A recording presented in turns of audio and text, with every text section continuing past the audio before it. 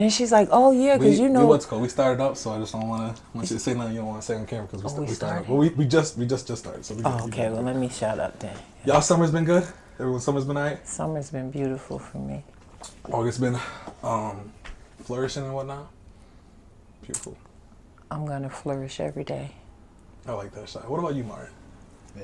Yeah. How you doing? I'm healthy. My kids are good. My daughter, Shalix, she announced that she was pregnant, and I'm really excited about that. Congrats! You know she's about to have her baby in November. That'll be my 6th grandchild. Wow! You know what I'm saying? So I'm don't even look like a granddad neither. You don't even look like nobody's grandfather. Yeah, it's crazy. I started working at Romeo Kia, and I'm in there working. I've been there for like 2.5 weeks, and in conversation, people is coming to me just to get things done, and they're like, "Oh, so all right, so you're about 20 something," and I said, "Wait, whoa, nah, I'm almost 50. Yeah, 40 in a couple months, I'll be 50 years old."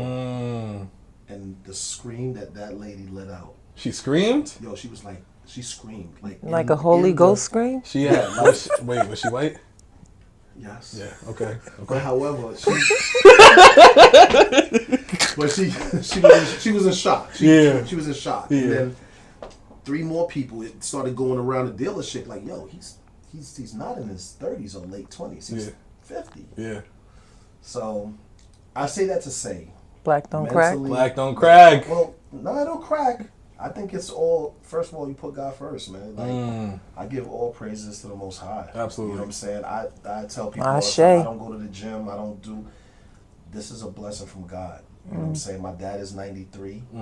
He's going to be 93 in November. And that's unheard of, low key. If you see what he looks like, what he does, you'd be shocked. So I don't want no arrogance. I don't take no praises for none of that. It's just I'm favored. You know what I mean? So ain't nothing wrong with that. Yeah. So yeah, my summer's good, man. My summer's good. Everything's positive. We just finished our festival yesterday, so for me that tops off the summer, and then I'm in cruise mode. You know what I mean? Yeah. Very cool. Very cool. Well. Welcome back to the 10 Lines Podcast. I'm your boy Jelani Line. This is episode 56. In this episode, we will be discussing gender wars, men versus women must stop, mental health within the black community, Drake spiraling, the age of consent, Tyla flops, Beyoncé appropriation, and more. So make sure you watch all the way until the end so you don't miss a single thing. Also subscribe, comment, like, and share. Introducing Martinique and Shy for the very first time on the podcast. Welcome Shy, welcome Martinique. Thank you guys for coming through. This is a redemption episode because Martinique has been here once before, and this is not a redemption episode for neither Martin or I, but more so for the podcast itself. Martin, I want to issue a quick apology because your first experience on the podcast could have been better, should have been better, but this one is going to be through the moon because we got topics upon topics. Our topics got topics, so it's going to be a good ass time. I'm glad to have you both here. I know you guys are both like brother, like sister, and I consider y'all to be like family, so it's a beautiful gathering we got going on. And so we got Savannah behind the camera. So shout out to Savannah, our photographer. So before we get into the topics, usually how we get started is words of wisdom. Shy, do you have any words of wisdom for anyone watching that could be watching now or in the future? Let us know. My words of wisdom is, I got to piggyback off of what Martin said. Word of wisdom is whatever it is that you believe in, cherish it and worship it.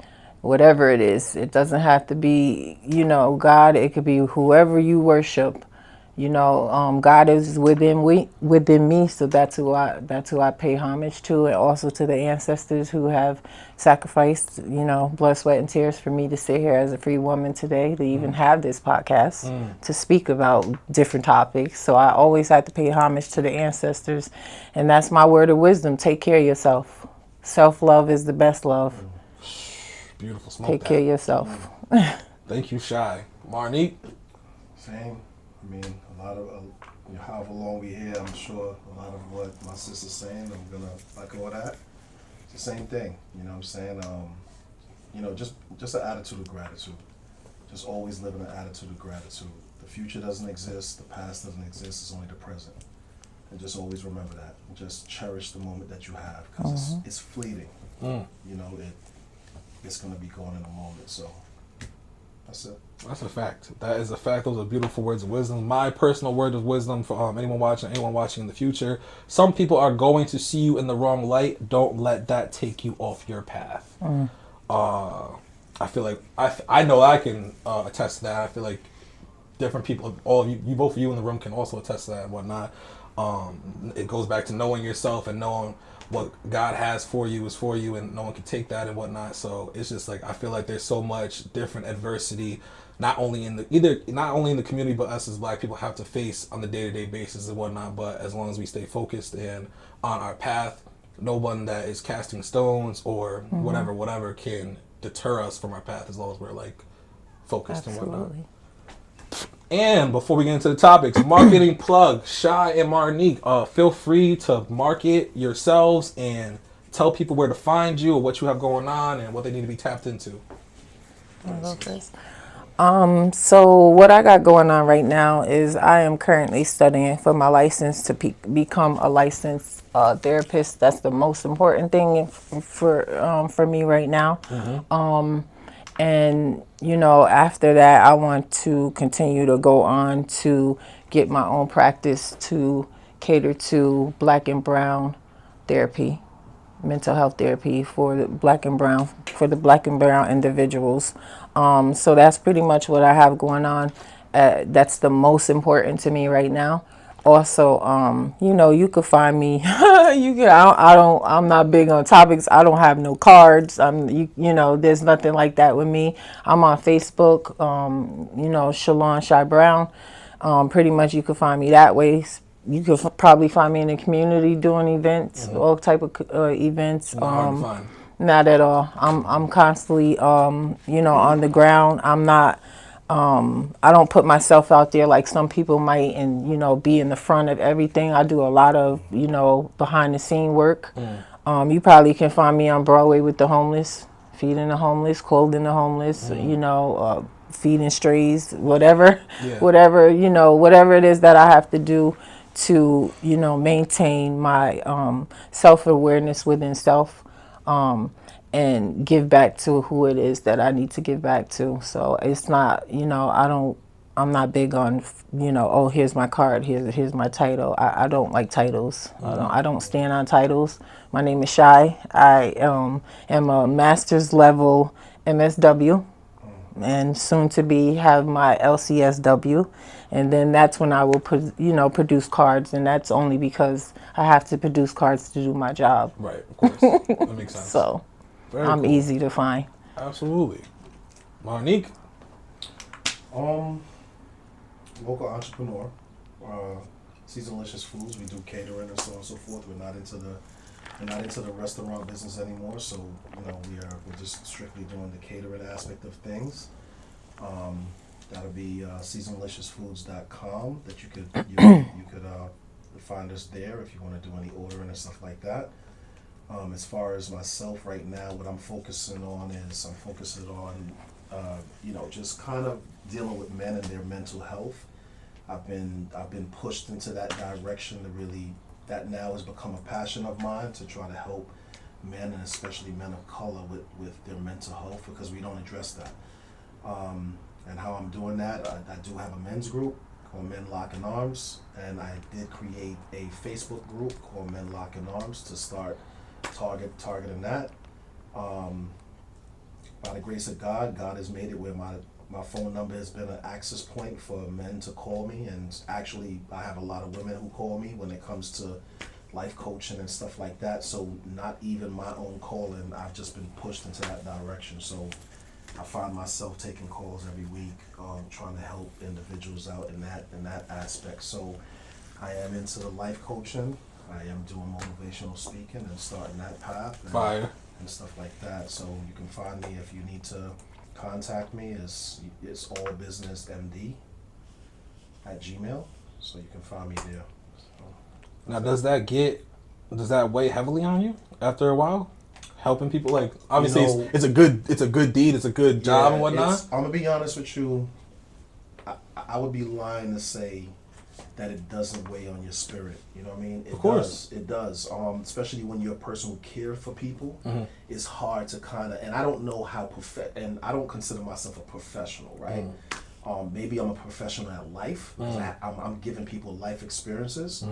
But I really have a newfound respect for therapists, psychologists. You know what my sis does. People who actually sit down with individuals with some really traumatic stories and things that they have to deal with. You know, I deal with a lot of people who literally are on the cusp of suicide. You know what I'm saying? Yeah. And it's hard, man. It's hard. It's hard listening to why they want to end everything. And the hardest part is feeling responsible for giving them the proper information to not end their lives. You know what I'm saying? Yeah. So it's a lot. I don't even know how to answer that. It's a lot. Yeah, It's a lot. I feel like doing that for one person would be a lot. So for doing that for however many people you're talking to has to be insane. Yeah, but a lot of times, sometimes I believe that we don't choose our paths, man. God kind of pushes you in that direction, and if I believe that if I was not governed to do that, I don't even think people would trust to call, to call my number. So, and I've, knock on wood, I don't want to take credit for God's work, you know what I'm saying? But whatever I've been me being used as a vessel has helped many people. I've literally saved a few people from, ending it. Yeah, absolutely. So it's profound, it's profound, and you just got to understand you're not going to save everybody. Right. You know what I'm saying? And you got to be at peace with that. Right. So I pray a lot. I ask God for discernment, and I have my village. You know what I'm saying? If it's too overwhelming, the therapist needs a therapist. Oh, you took my line. So did I? Yes, that makes sense. You know what I mean? So it's you can't retain all of that, man. You definitely took my line. Yeah, it's a lot. Yeah, it does become overwhelming, and I am so grateful that I have been able to help people overcome suicidal thoughts as well. I just went through it a week ago, and this is why I always say it's so important to answer your phone. It's so important to answer a text because you never know what a person is going through. You understand what I'm saying? And I reiterate this to my loved ones, my family, my friends, people that, have your number. You never know why a person could be reaching out to you. You know what I mean? And a lot of times, people are so consumed with life and so self-absorbed that they forget that, someone out there could be in need of a conversation. And that conversation could possibly save their lives. Your life changer. You know what I mean? So to me, it's very important to answer your phone. It's very important to answer your text. Because that phone call could save somebody's life. And at the end of the day, it gets overwhelming sometimes because I feel like since I've graduated from school and since this is the field that I'm in, mental health, that my responsibility level has increased like 100 times before I graduated, because it's like not only do I do this as a career, but I have to do this with my family members. Right. You know what I mean? My family members call me when they go through stuff now. It's like round the clock. So it's like you take on everybody's stuff. You know what I mean? And then it's like when I go through my stuff, because people think like, oh, well, you're in this field, you got it together. No, I have breaking moments. Yeah. And like Martin said, a therapist that needs a therapist. Right. You know what I mean? Like I have a therapy appointment every Thursday faithfully at 12 o'clock. Yeah. And I make time for that because when you got people dishing so much on you, you have to have somebody in place where you could dish your stuff off on somebody else. Right. You know what I mean? And, like Martin said, this is what I do for a living. I went to school to do this, but I'm not an expert. You know, a lot of times when I have conversations with people, it's because 9 times out of 10, I've lived through it. I've been through it. I've dealt with it. And, you know, trauma is the biggest thing right now that is affecting people. Right. Undealt with trauma Right. That makes sense. is the biggest thing that is affecting people, and this is why I reiterate that it's important for you to talk to somebody. It is important for you to get it out. It is important for you to be able to have a voice to help not only yourself but to help somebody else. You know what I mean? Like I had I have had a lot of trauma in my life, but I'm so grateful that I'm healed from it all. Right. You couldn't even tell by looking at you, to be honest. I'm healed from it all, you know? So people have to be able to love their self enough to want to get the help that's needed for them to succeed. Because if you hold on to trauma from when you were 9 and 10 and 11, oh, my mom and my dad did this to me, Right. and this is why I'm this way, Right. it becomes excuses after a while. Right. Because there's no reason why in 2025, as people, we have so many outlets, so many services that are offered that they didn't have in the 70s when I was born, Absolutely. you know, but they have them now. So there's so many outlets where people can go and get help, you know, and I do stuff for free. You know, everything is not about, oh, I'm going to charge you for this, I'm going to charge you for that. You know, if I see a young woman going through something, I'm not going to say, oh, I charge $100 a session. No, she needs help. I'm going to be there if I have to give her that hug to get her through, I'm going to do that. Right. You know? In my opinion, I feel like more men and women need to be more like Shy and Martin. That's from me to y'all, and that's how I see it. Because I've known y'all for years now, so I'm never y'all never cease to amaze me with the things that you do and say. So I think more people in the world, definitely more people in the community, and definitely more people in the world could benefit from being like y'all. So I think that something Shy said that's so important, and I don't want us to gloss over it, is the importance of just being available. You know what I'm saying? And picking up the phone, and you know, and again, it's things that even I need to improve on, right? So I'm not speaking, you know, down on anything. You know what I'm saying? And the reason why that sticks out to me, I was just, before I got here, I was having a conversation with my daughter, my 11-year-old daughter. And my mother passed away, as you know. My mother passed away in 2022. And right now, you know, one of the things that I miss the most is just understanding, right? Like, Shy's talking about traumas, right? So when you go through trauma, there are more trauma that you're going to encounter going on through your life. It's not going to stop at that particular trauma that you Right. encountered. There's more to come, right? So it's about maintenance, right? That's why it's so important to go to therapy. I was never a believer in therapy. Was never a believer, right? And what's funny is that the very reason why I didn't believe in therapy is what gives me the strength to help people, because you'll find that the very thing that you get a phone call for is what you're going through at that moment. And my belief was, why would I go to marriage counseling where he's divorced?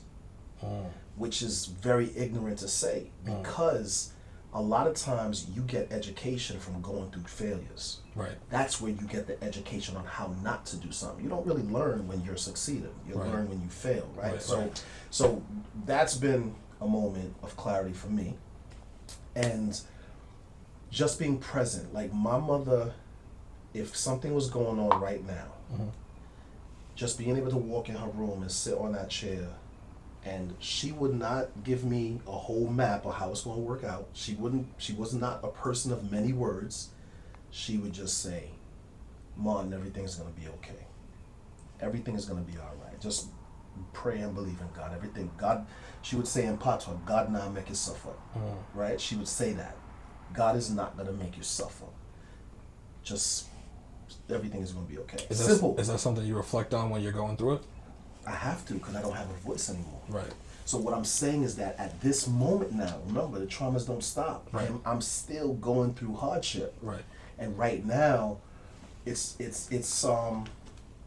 like being in the world with many people but feeling alone. Because now that person that used to give you that I truly believed. Once my mother said it, I was like, okay, I'm good. And then I would move on, and it would give me the strength to carry on. But then what happens when that's gone? You understand what I'm saying? I understand. So that's why I'm saying it's to piggyback. It's so important to be present, because sometimes you don't have to say anything. Sometimes the fact that you pick up your phone and there's a listening ear can save that person's life, or can change the trajectory of where they're going, just by picking up the phone and they knowing that somebody's listening. Absolutely. What's called that was our marketing plug that turned into its own little topic. The first actual topic was from Marnique, Gender Wars, Men vs. Women Must Stop. I got this little clip for y'all. It is entitled "The Truth." Is this the truth behind gender wars within the black community? There's a reason black men have not historically been in the home. There is a reason black women have historically struggled on their own to hold households together. Because we dealing with the after effects of it's been happening to us for centuries, we get to blaming each other like that. Am I saying that a man individually is not responsible for his children? No, my G, if you're not taking care of your kids and you got the ability and space to take care of your kids, you a loser. Cause we not gonna act like prison is not taking our men away. We not gonna act like the hood not taking our men away. We not gonna act like the stress of being a provider. Like, bruh, men's life expectancy has dropped, the lowest in America. You feel me? And it's not me making excuses for. You feel me? I'm saying that when we talk about black people, when you talk about like Section 8 and shit like that, make sure you mention the housing crisis that affects majority black women. You feel me? If we gonna talk about black men not being in the home, let's make sure we talk about mass incarceration. Don't just sit up here and like hurl insults at each other. It's delicate, my G. These people tune into this. They gonna go home with these opinions in their mouths and beat up on other black people because we say up here, bruh. It's facts that have to do with this conversation. Yes, sir. I seen that one. That was a beautiful one. I didn't see that one. Beautiful Thoughts one. on that? Oof. Thoughts? I love him. I mean, That's a good thought. everything that he said is 1,000%. I think, like, that's the issue, especially when it comes to the black community. We've been lied to, bro. Like, we've been lied to. When you look at statistics, statistically speaking, black men are the most active with their children. They're the most nurturing with their children, statistically speaking, out of any other race. Is that new statistics or is that old statistics? Like That's current. Like that's okay. that's and we're talking about year after year, statistically speaking. So, that's been the norm. The reality is that there's a lot of what's also statistically accurate is black men are not in the home also, right? And there are many reasons because of that also. So that's also a factor. So what does that tell you? That tells you that once black men are able to be a part of their children's lives, they're extremely active, right? So the deadbeat narrative that comes to our people, that's a false narrative. You know what I'm saying? But when anybody think about deadbeat or think about somebody not being present or not, we think about black men because that's where we were programmed to think. You know what I mean? So I completely agree with it, and it's caused tremendous damage to the nuclear family in the black community. It's caused tremendous damage. You know what I'm saying? There's no other people's male and female that beef the way black men and black women beef. You understand? Yeah. So what has been this war on genderism that's been created? Ultimately, we are the ones who always pick up the mantle with these wars. Why is that though? Why do you feel like in the black community it's black people are the most to butt heads to beef as far as men and women are considered? I mean, so we have to be fair, right? Systemically speaking, a lot of things target the black community. You know what I'm saying? Of course. We also have to give, we also have to acknowledge that we are also the least educated, right? And when I say least educated, I'm talking about what we're being educated on. Absolutely. Right? So when it comes to education, family is not at the top priority of our education. Morals, you know what I'm saying? Certain things that govern a community so that we can move sustainably. We don't have that. We're not being taught that. We're not being taught the importance of culture, of family, of the importance of our women, the importance of our men. We're not being taught that. That's Right. remember, the first teacher is the mom. The first teacher in a home is the mom and the dad. That's your first teacher. Of course, yeah. You understand what I'm saying? So when you rip a lot of that foundation from us, where you can trace that back to history, right? So if you're tearing families apart, and we don't even know who we are, we don't even know where our lineage comes from. Cultural pride is one of the first things that gives you the confidence to say, I am who I am. Of course. The Asian community are proud to be Asians because they understand their lineage. Of course. Right? Yeah. They're very proud of their ancestors because they understand, they can speak on it, they can point to it, they can give you historical background on it. We can't do that. Most of us can't do that. There's a very few of us that really dig for the information. It's not easily attainable. You understand what I'm saying? Right. And then there's a lot of us that's attaining information that's been messed with. So we're not even getting the proper information. Right. So, we can go on all day about that, but there's a lot of factors that interfere with that. And speaking from a man's standpoint, right? Black men have not been educated on why black women are so vital and important. Right. You understand what I'm saying? Yeah. Most black men are not looking at black women as the mother of the earth. Right? So out of the black woman gave rise to everyone. Most black men don't know that. So, I wouldn't have thought about it like that, but that makes sense. well, I'm just saying, right? We're not, because that was not ingrained into us. Of course. So now, when you look at things from a historical standpoint, proven science standpoint, now when you look at your mother, you look at her different. When you look at your sister, you look at her different. When you look at a black woman, you see her differently. Right. Right? So when you have those governing facts, there's certain things you're not going to do. Right, of There's course. certain things you're not going to say, because now there's a certain respect factor.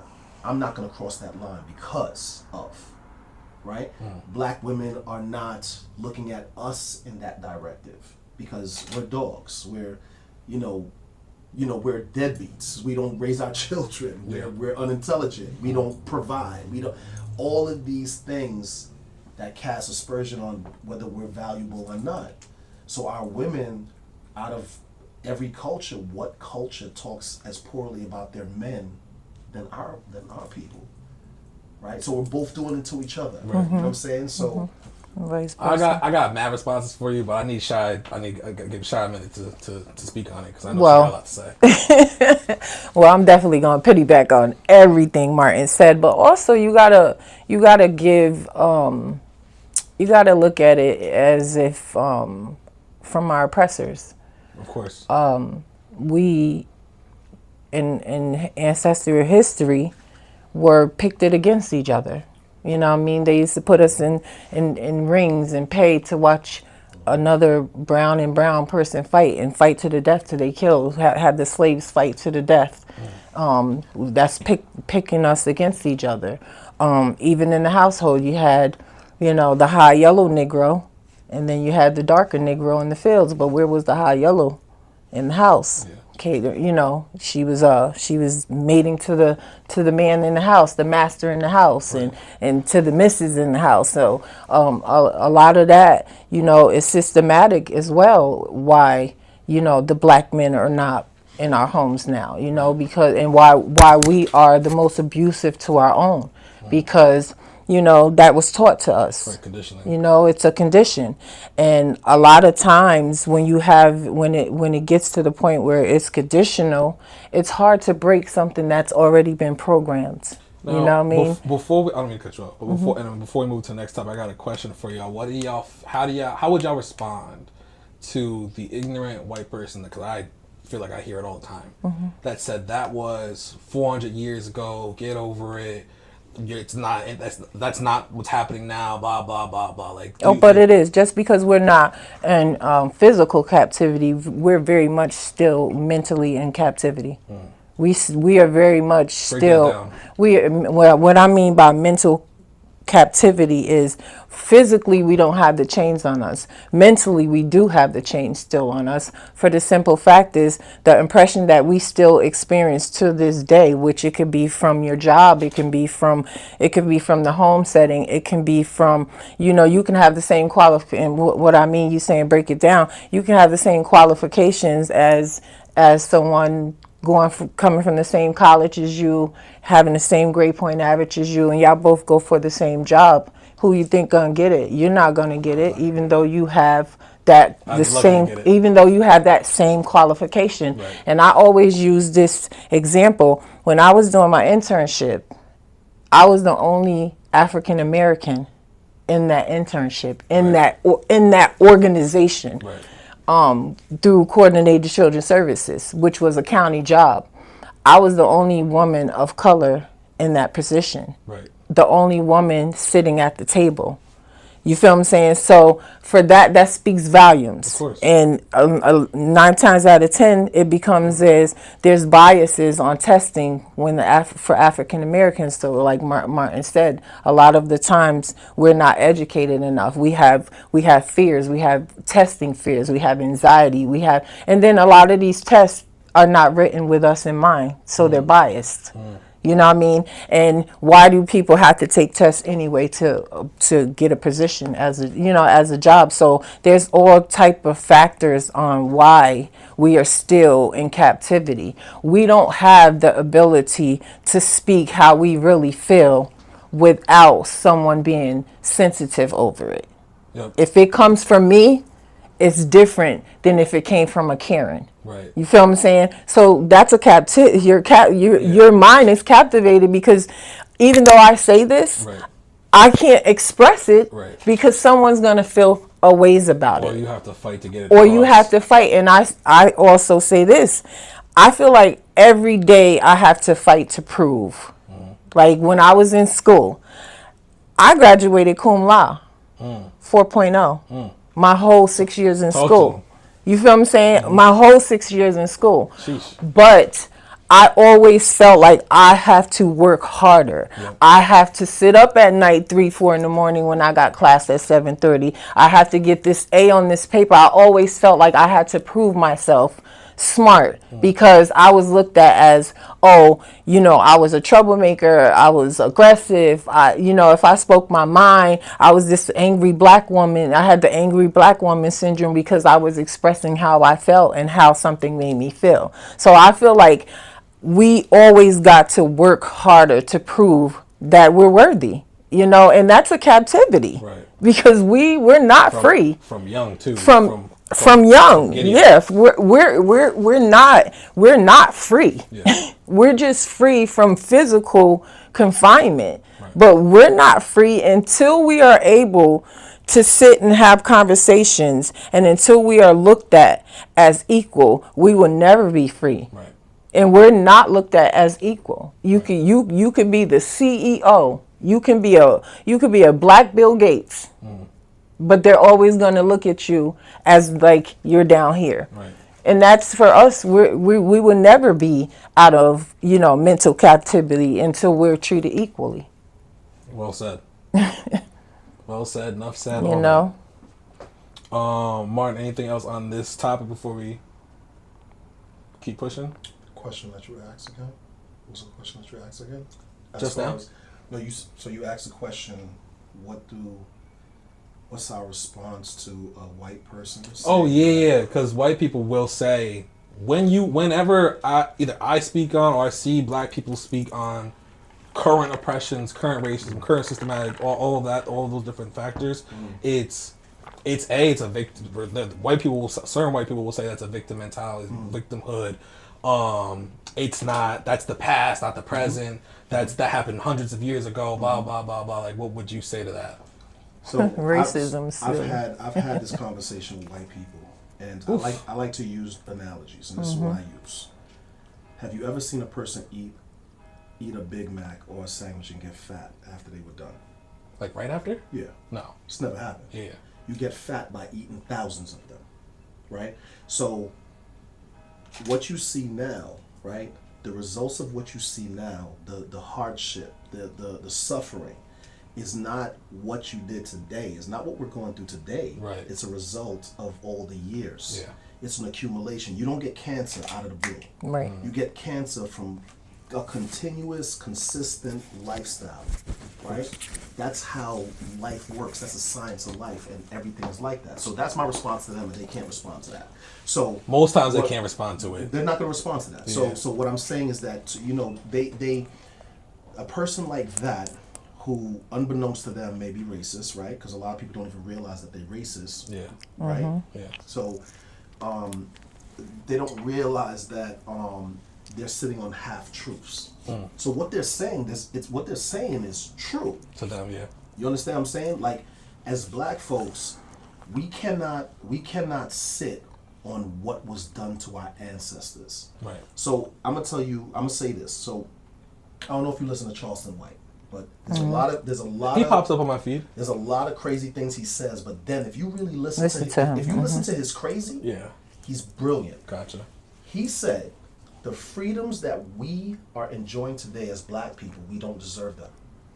Our ancestors Deserve them. You understand what I'm saying? So what I'm saying is that But do you agree with that? I I agree that I agree that our ancestors deserve them, but I also agree that we do deserve them. Well, I'm gonna tell you why I see some truth in that.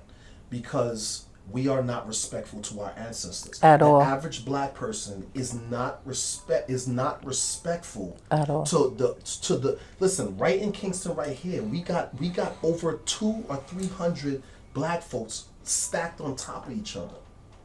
You understand what I'm telling you? You know how many black folks actually come to that burial ground to Right. actually pay respects to them? Right. Probably not. Okay, so what I'm saying is that we have to take accountability. Although there is truth in what they're saying, and we are suffering from what was done to us, right? But at the same point in time, we living in a time where we're not doing anything about it.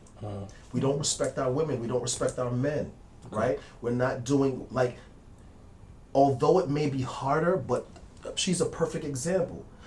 It was harder for her to achieve her education, but she achieved it. Right. So that means it can be done. Yeah. You understand me? So just because something is harder, it doesn't mean that you don't achieve. You don't tear up your communities. You don't like, why is it we got so much gumption for another black man, but when a white person says something, we want to just We tap run on dance? it.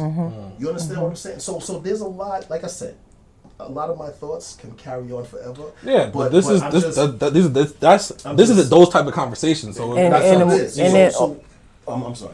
And also, bro, on what you said is you just said something. Another thing on that. Why is it so, so quick for a man of brown descent to race hop, jump into another race? Oh, he gives up on the black woman so quick, but then he goes into another race, and then they what angers me sometimes about our African men is they'll down their sisters. They'll down the queens, but then go pay homage to the white woman that they're with. You feel what I'm saying? isn't that and what you said a second ago about we don't take care of our men, we don't take care of our women? Isn't that a part of the conditioning? And isn't it really? Isn't it Absolutely. really just a nasty cycle? It is. So it is. Like It not is. to cut you off, but certain black men, certain black peers, I felt like they should. It's how do I word it? I think that they move like disrespectfully to their peers, to their guys, to their women, whatever the case may be is. But it's also it's almost like they don't know any better because of their conditioning. Like a lot of people, the majority of people I've had on the podcast that were black didn't have a problem with Trump. And the whole time it's like, how? What do you mean? Like type of shit like that. But it's like I watched something. It was the I don't know if y'all heard of the Mendez brothers. Yes. So and did y'all? I don't know if y'all watched the show. Like they dropped the Netflix series or whatever. Yeah, I watched it. It was the dad. The dad was like idolized white men. Like, Right. He was from like Cuba or whatever. Right, had money. Idolized. Yeah, and he idolized and became that. So it's like I feel like a lot of certain types of black, like a demographic of black men, definitely Latinos, idolize a Trump or a Bill Gates or Tom Brady or whoever the fuck type shit like that, to the point where that trickles down into how they view other black men or black women or whatever. So it's like, yes, there is an accountability, but if you're being conditioned, like if you condition a baby, how accountable can you hold the baby when it's a teenager? You can always hold. You can always. Or how, you know what I mean? How at fault is that? You know what I mean? So listen, and this is my opinion, right? So, regardless of anything, regardless of what the conditions are or what the reason is, you can always hold somebody accountable. You understand? So so it's like if a child does something wrong, you know that you're teaching that child so that they can become an adult, but you hold them accountable. Yeah, of course. What you did was wrong, right? And now, once you're given the information, you are responsible to make the correction. Right. Okay? So, what I'm saying with our people, Right, if you know better, you do better. Listen, this is 2025, okay? We're in the information age. This is not when I was growing up, where you had to go to the library and go through books and try to figure out information and match, and you didn't have to do that. All you have to do is pick up, you have a supercomputer at the tip of your fingers where anything you want to find out, you can find out. Now, with that being said, there's a lot of false information out there also. Right. But it comes with the territory. Right. But what I'm saying is that I don't think we have an excuse as a community anymore. That's my opinion. I do not. Self-hatred is the issue, right? And if you understand psychology, and again, I'll leave it to the professionals, but if you understand that psychology, you'll find that overweight people hate overweight people, right? Dark-skinned people, they always have something to say about dark-skinned people. So it's the psychology of it, right? So now what you're talking about is you're talking about the years of self-hatred that's been the systemic to make us be conditioned to hate each other. Hence why if we walk into a room full of black folks, we have to feel, we have to puff up because we're not comfortable amongst our own people. But then we feel comfortable. If this place is full of white folks, we feel perfectly fine and comfortable. There ain't nothing gonna happen in here, right? However, we have to also acknowledge, is there a level of truth to it? You can't lie. We can't lie to ourselves. We can't say because something exists and we were done wrong, there's not a perpetual behavior that's connected to us also. You understand what I'm saying? So we have to hold ourselves accountable. That's the only way we're gonna make changes, if we diagnose the situation and then what do we do to change it? Right. No, I agree with that. You understand me? So that's what my sister's talking about, where she's like, it's not love who you love. Love who you love. But when the person that you love may be connected to systemic hatred, They're the descendants. Now that's They are the descendants of our oppressors. Period. And they Period. benefit. Right. So therefore my thing is, and this is not rubbing off on nobody, to each their own, but for me, I could never date the oppressor. I could never date a descendant of the oppressor, for the simple fact is I'm more comfortable going through my struggle with someone who's going to understand my struggle. Of course. Period. That makes sense. So at the end of the day, I always feel like when I hear our brothers talk down about our sisters, it hits a chord in my soul, because outside of all of that, you have come from the womb of a black woman. Right. Outside of, your mother is a black woman. You come from the womb of a black woman. Right. So when I hear brothers disrespect sisters, to me it baffles me sometimes, because I'm like, but your mother is black. Do you still hear that to this day? You go on Facebook, chime into Facebook, how and what that clip I be on Facebook. I just don't follow the right people. That clip that you showed us is a prime example, and this is why I said I love this man, because he speaks knowledge, wisdom, and understanding, and he holds women of high regards, and vice versa. The women on there do too, but they speak truth. and they tell you how it is, whether it's right, wrong, or indifferent. So if you're in the audience and you're asking a question and it don't make sense to that panel, they're not going to sugarcoat how they feel. They're going to come at you with the truth, and that is what is needed in today's society. We need to stand on the truth of pretty much why we are in the predicaments that we are in. Outside of us building this world, because we built it, that alone is what Martin was saying should be respected. Yeah. You feel what I'm saying? Of course. I take it personal when people disrespect the ancestors. I take it personal. Are you talking about when black people When black people disrespect the ancestors, when white people disrespect the ancestors, I take it personal. Can you give me especially for our people, because had not been for our ancestors, we would be here still in shackles. Yeah, had not been for what they sacrificed for us, had not been for the blood, sweat, and tears, we would still be sitting here in shackles.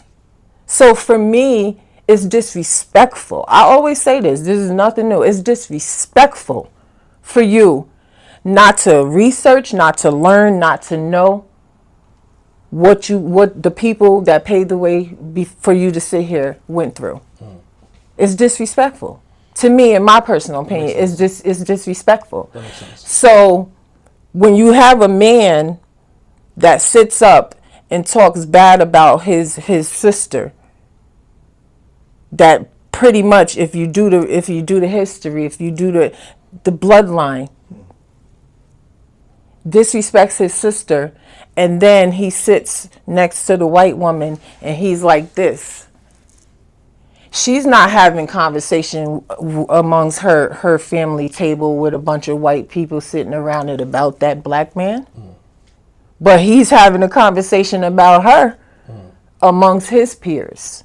But she's not having that conversation. And I have Caucasian nieces and nephews, a lot of them, Caucasian nieces and nephews.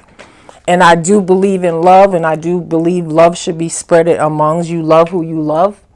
But for me, when I get answered that question, would you ever date a white man? My answer is absolutely not. Right. And I don't care if he got millions and billions and trillions of dollars. Gotcha. Me personally, I could never, cause I know I would never be comfortable. Yeah, no, of course. In my skin, mentally, I would never be comfortable because I study, I know too much, I'm way too woke, so I would never be comfortable being happy with that. Now, Martin, I got a question for you based on what Shai just said. I feel like, correct me if I'm wrong, in the black community, if we're talking about dating outside of your race, I feel like black men are tend to more likely date white women than black women are to date white men. Why do you think that is? Why do I think that is? Yeah. So I think that there's a conversation that's just never had when it comes to black men. And this is where I've had to have very soft conversation with black women. Mm-hmm. They don't like when I say what I'm about to say, right? But I'm gonna say, keep it a buck, keep it honest. I don't know how else to keep it 1,000. So a lot of times, again, I'm heavy about accountability, right? Mm-hmm. And the pain that I felt and the disrespect that I felt, being devalued, being spoken down to, all of the things that I've encountered from women, it was not white women. Shit. Right. Drop the bomb on that. That was incredible. So let me say that. Let me say, and here's the thing. I'm not gonna push it heavy on black women like it's uncommon, because this is the whole moniker of black on black crime. It doesn't exist because crime happens in the proximity of who you're around. So if I'm around black women, that's where most of my trauma is gonna come from, right? Yeah. But what happens is that black women have to start acknowledging that a lot of the men that they hate dating, they've created, right? There's a level of accountability that we have to also share. If we're gonna fix it, we can't just point the finger. Right. we have to say, okay, this is where I can improve. This is where you can improve, right? So black men are suffering from trauma from black women. You understand what I'm saying? Now, again, not because something exists, it gives you an excuse. I have suffered tremendous trauma from black women, but black women will always be my number one choice. I love my mom. I love my sister. I got 10 sisters, more here. You understand what I'm saying? But I think that it's just a deeper conversation. I think that black men, the reason why black men go through what they go through is because we're just not valued. You know what I'm saying? And when it comes to men as a whole, our value is predicated on what we can provide tangibly. You understand what I'm saying? So, you know, if you know, under the scope of provision, there are many things that a man provides. It's not just a paycheck. Financial. However, men in general, especially black men, you got to remember, black women are out earning black men. Black women are more educated than black men. So now, if you take away what society says makes us valuable, and also we're the least educated, what you're doing is you're telling black women how to treat black men. And then on a subconscious level, we feel like we're not good enough. So now, a lot of times when men as a whole, when we feel like we're not good enough, we are going to stand on what we do have, our strength, that's where we disrespect women. That's where we come because, okay, I ain't the breadwinner, I'm not the this, I'm not the that, I don't have control of my kids, so what I'm gonna do, I'm gonna violate. Hence where you find black men violating black women so much. You understand what I'm saying? So Definitely vice versa. Yeah, that's just what I've seen and studied in that whole. I believe that black women, because of the nurturers that they are, when black women see black men, they see their black sons.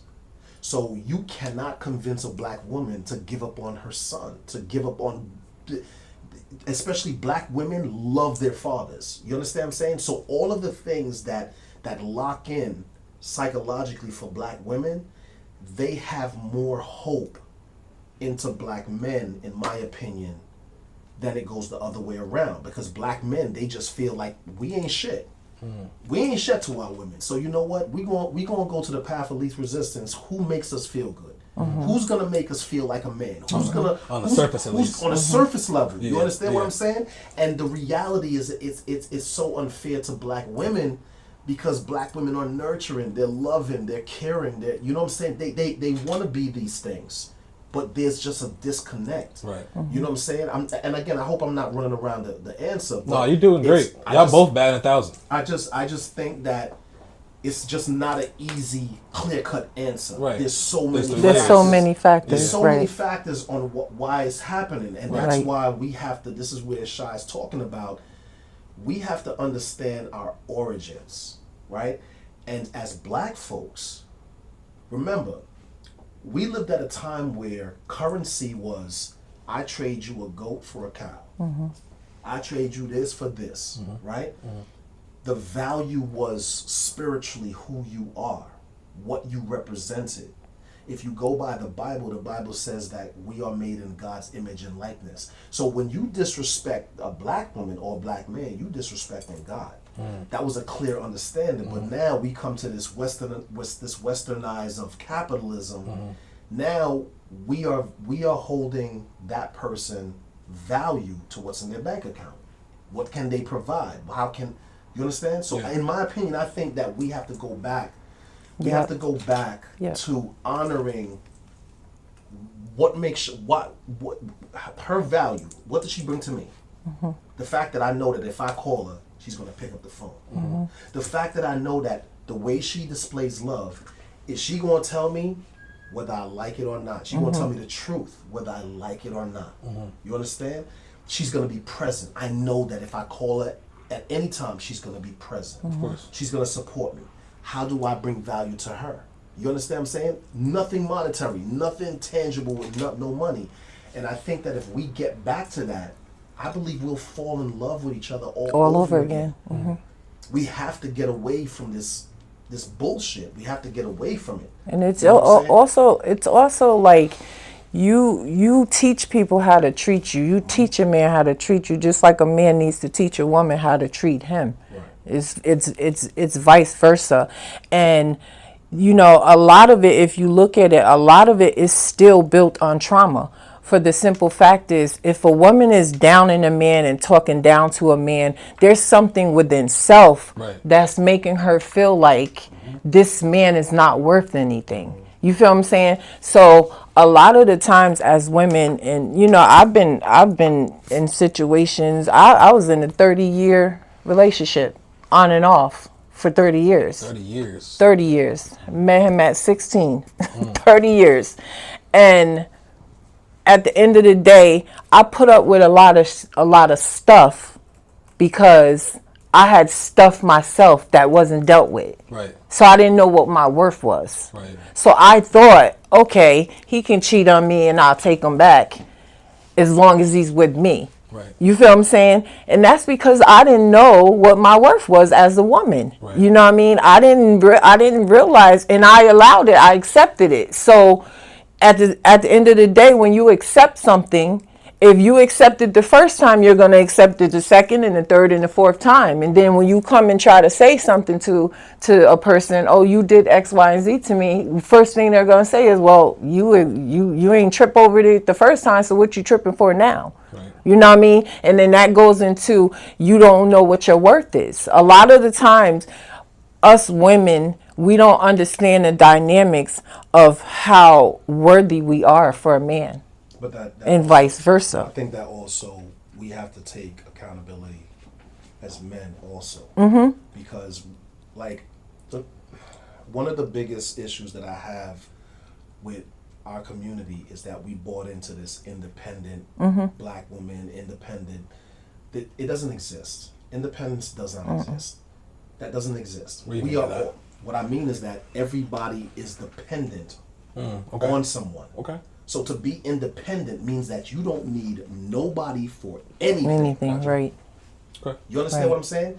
So the reason why I'm saying is that we are also responsible, because we would be crazy to think that black women are not going to suffer from traumas that we put black women through. You understand? Like it's, you know, think about it like this. Think about a woman who's been sexually assaulted. And that person is 6'5", dark skin, wears hats, Right. and stuff like that. She Right. walks into a room 13 years later and she sees the image of the very Trauma. person that hit her, that did something to her. Yeah. And we're gonna be upset with that young lady for 13 years, still having a traumatic response from something that's triggered her, right? So what I'm saying is that whether the egg came before the chicken or whatever the case may be, compassion is understanding that, look, I didn't do nothing to you. Right. Your response to me is harsh, but compassion is, Shine, why are you responding that way? Trying to figure out why you responding that way. I'm no threat to you. Right. You know what I'm saying? I'm showing compassion and empathy is really trying to dig deep and understand that she's not programmed to operate that way. Right. Something happened to her. Why she's responding? Why this black woman is verbally aggressive? Why is she doing that? You understand what I'm saying? And I think that if we just look at it from more of that lens, then we can start going around and trying to figure out how to fix this thing. Or instead of just running away from our people and saying, okay, look, you know what? All Right. black women This is like is this. the easy way. This is the easier way. That's not love. You know what I'm saying? And that's The not easier caring. way. And which I understand. Again, two things can be true. I understand, because no man or woman wants to continue to go through trauma and Right. continue to be talked down to and devalued and stuff like that. It's so hard. It's a lot. You know what I mean? But I think that if we understand the bigger picture, it's not about me and you. It's about me and you and how we project to the next generation.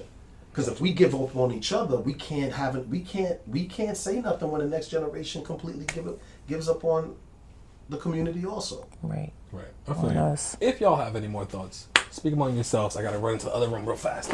Right back. Got you. But it definitely goes down to I think with our women, I'll speak for women because I am a woman, of course. A lot of the times we come from broken homes. Right. You know, women come from some women come from broken homes. Right. And because that's embedded in them, coming from a broken home, and it's embedding in them, they're not being taught. Right. Like, you know, I wasn't taught how to be a lady, Right. or, you know, I wasn't taught how to act in public. Right. It's just something that I picked up Yeah. being in the streets. You know, it's just something I picked up.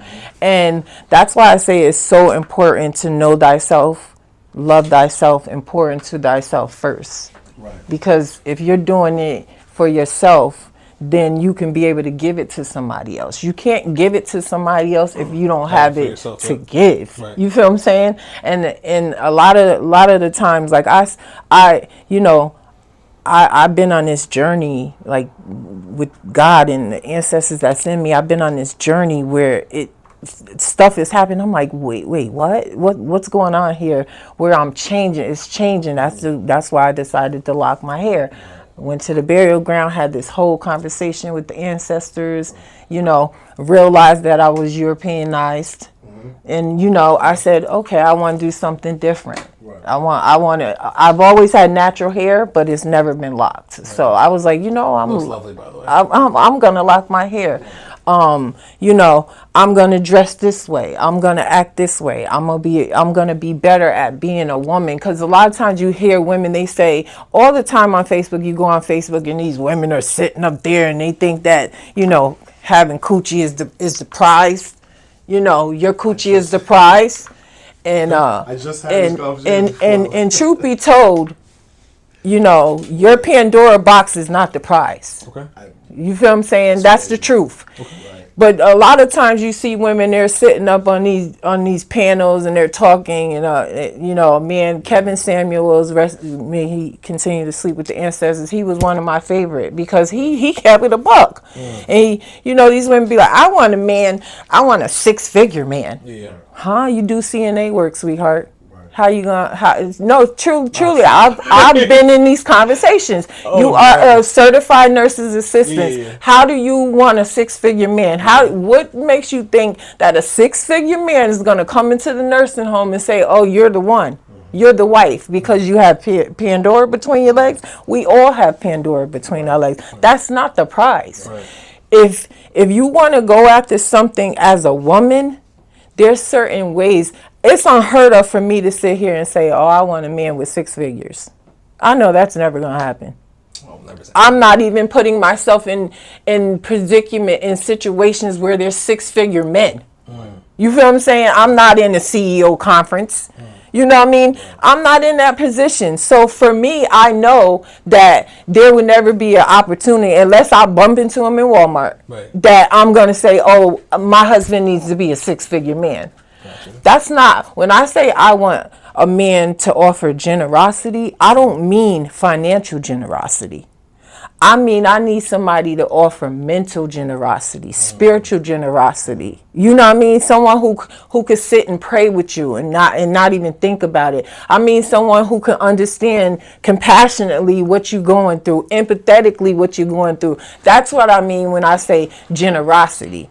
Not, oh, I need a man to physically take care of me. But y'all also saying this as veterans, and I feel like the people or the young adults under 25, they not giving a hoot about all that because their frontal lobe isn't fully developed until you're 25 or whatever the case may be. So we're having a beautiful conversation, but I think it falls upon deaf ears until you're at least 25. Right. Everybody has to grow and elevate at their own time. Like Martin wasn't always 49. I wasn't always 50.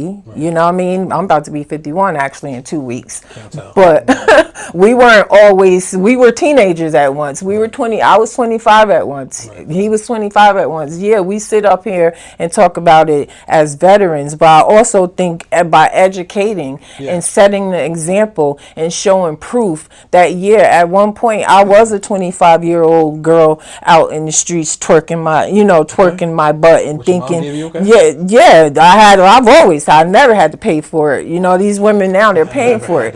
I've never had, I don't have to pay for a BBL. You know what I mean? But it's like, at the end of the day, as a woman, the example that you set as a woman, there's young women that are looking at you. You know what I mean? For you to set that example. Right. So I'm sitting here as a veteran, but because I'm in the veteran status, I know better to educate if I see something that I feel like is not appropriate as a young woman to say, to that young woman, you got the wisdom, how you conduct yourself. Now, whether they choose to take, what you give them, that is on them. But my job is to educate on the fact that, okay, she's doing something that is inappropriate. Like, and he can vouch, I say it all the time. If I see a young woman all over a grown man, I don't feel like a young woman should be all over a grown man. If I see a young woman that I feel like is dressed inappropriate and you come into our events and, it's my job as a woman to say, sweetheart, this is an event. We have elders here. We have children here. We have, you know what I mean? You need to act accordingly. Now, whether they choose to say, you might get cursed out, you're going to go do that. You're going to get cursed out. But I'm built like steel, so that means nothing to me. But then it's like, okay, now you have other people looking. Now, what are you going to do to protect this 3-year-old that's looking at this young woman and saying that's okay? Now, okay, you have to remove yourself. So it's certain ways as veterans we can sit up, and I think that's what's missing today in society is everybody is just self-absorbed. You're like nobody. You could see an elder walking across the street with a walker. Nobody helps her or him. You walking right past them. You know what I mean? Holding doors. Like the things that we were raised on. Right. It's just everything is out there. Everybody is just so self-absorbed and for themselves that they don't even help an elderly no more.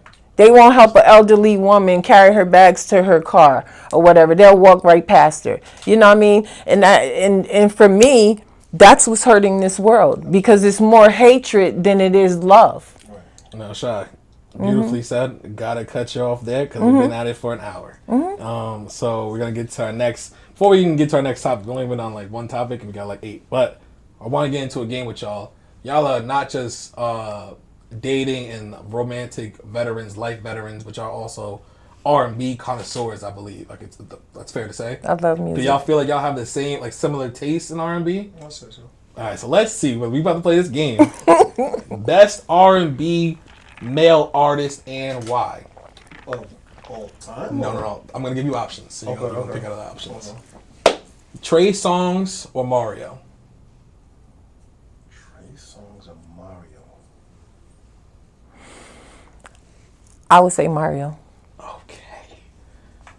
Trey Songz had a good, but I feel like Trey Songz had a better run than Mario. I think Trey Songz was blasting on BET. It's not about the run; it's about the talent. Talent, I think if you talk about talent versus discography or what? I think if you talk about talent, I think Mario probably has more range and talent. Okay.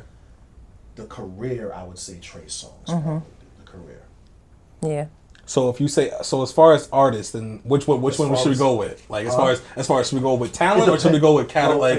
It depends. So you said I'm gonna say Mario. Let's go with talent. Talent. Mario. Okay, and artistry. So would you say talent would fall under artistry, or would you fall under it's like? Yeah, I would say that. Okay, let's go with artistry then. So we said Mario. Yeah. Mario or Bryson Tiller.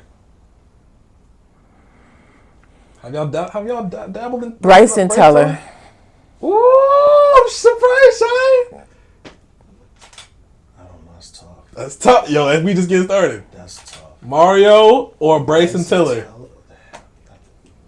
Bryson probably edges him out. Pause. Bryson, what's it called? Got more versatility. He got more tricks in the bag. Yeah, I think he edges him. Yep. Pause. Bryson Tiller or John Legend?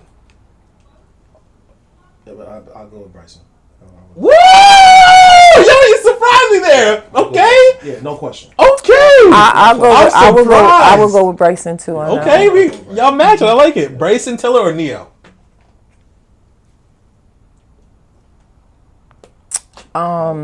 Neil? I would say Neil. Okay.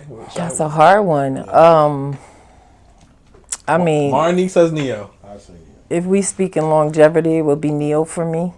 Oh yeah, for sure. I mean, in artistry and all that, like I would say talent. Yeah, I I'll say Neil. Overall, I think. Yeah, I'll say Neil. Overall, the soul package. Okay, I like where we're at. Neo or Miguel? Neil or Miguel.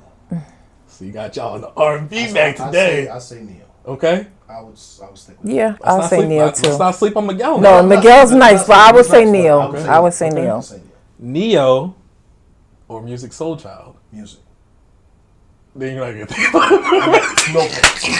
Music. Yeah. And I might be heavily biased. it seemed like it. I'm saying, yeah. I would say. I say Neil. Music Soul Child over Neo? I would say. That. I would say that. Music Soul Child or Jamie Foxx? I got y'all with y'all thinking caps on. Music. I think music. I think music. I would say that. I'm Music. gonna go with music. Yeah, I'm gonna go with music. I think Jamie Foxx is very talented. Yeah. But Musically. he don't have. But yeah. He does not have the career to Yeah. even match. Right, Yeah. I would say. Fairly with a music soul child. Yeah. So Can y'all name a Jamie Foxx album? Huh? Oh yeah. Oh, I can't name a Jamie Foxx I album. would say music. Yeah, I'll go with music. Okay. Music Soul Child or Jaheim? I'm Jaheim because that's my man. I will go with Johnny. Yes. Yes. Yes. Yeah, especially raw talent. Okay. It's not. Yeah. Now this is a bonus one. Jaheim or Anthony Hamilton? I'm sticking with Johnny. Okay. Ugh. Yeah, Anthony Hamilton was one of them ones. Yeah, I'm sticking. Anthony Hamilton just has that soul. Yeah, that different. His music is just different. It hits different. So I'm gonna have to go with him. Okay. All right. Well, we're gonna stick with Jaheim for now. Jaheim or R. Kelly? Now, come on now. Kelly. Hey, it got to go somewhere. You know what I mean? R. Kelly. R. Kelly Okay. is the king of R&B. Now, so do y'all give him a pass for every like? All I'm not. We're not giving him no pass. We're We're talking about his music. Okay. Okay. Hate the sin, not the sinner. We're talking about his music. R. Kelly or The Weeknd? I'm still gonna go with R. Kelly. R. Kelly. The Weeknd's nice though. I'm gonna go with R. The Kelly. Weeknd, nice. At least you Yeah. know. R. Kelly or Chris Brown? R. Kelly. Ooh, Martin, you might make a lot of people mad with that one. I love both of these men. I don't know. Being not shy. Take your time. I'm gonna say for 2025, Chris Brown, because I love Chris Brown. Now, Savannah, I'm gonna let you be the tiebreaker with that one. R. Kelly or Chris Brown? That is so hard. I don't know. How old are you? 24. Yeah, yeah. That's funny. I'm gonna say I would say R. Kelly because music. Why are you gonna say? But you gonna say R. Kelly or you say Chris Brown? I'm said Chris Brown in 2025, but R. Kelly. Chris Brown been out for 20 years. No, I know, but R. the body of R. work. Kelly has been at it way longer than 20 years. It's just unfortunate his Kelly demise. has written. But he has written. Okay. Well, you right. What? Put me on. Just put me on. He has written not only for himself, but he has written for everyone Michael Jackson in the music Beyonce. game. So I'm gonna say R. Kelly for that matter. Yeah, it's not even close. I gotta. We good. All right. That's a different. 1 second. So, Look it up. see, line. Michael Jackson. Celine Dion. He's Damn. written for right. R. Kelly did write "You Are Not Alone" from Michael Yes, Jackson. Michael Okay. Jackson. Michael Jackson. Oh, you got He's it. written for everybody I in the think game, I man. think he wrote for even Luther. Yo, That's crazy. he's written for. He's written for Okay. everybody. And So hits. We talking about hits. I feel like I know where this is going then. R. And that's Kelly. where I'm at. I'm not. She, All right. I'll say R. Kelly. Yes. Oh God, She switched over. You got you. R. Kelly or Usher? I'm sticking with R. R. Kelly. Okay. R. Kelly or Drake?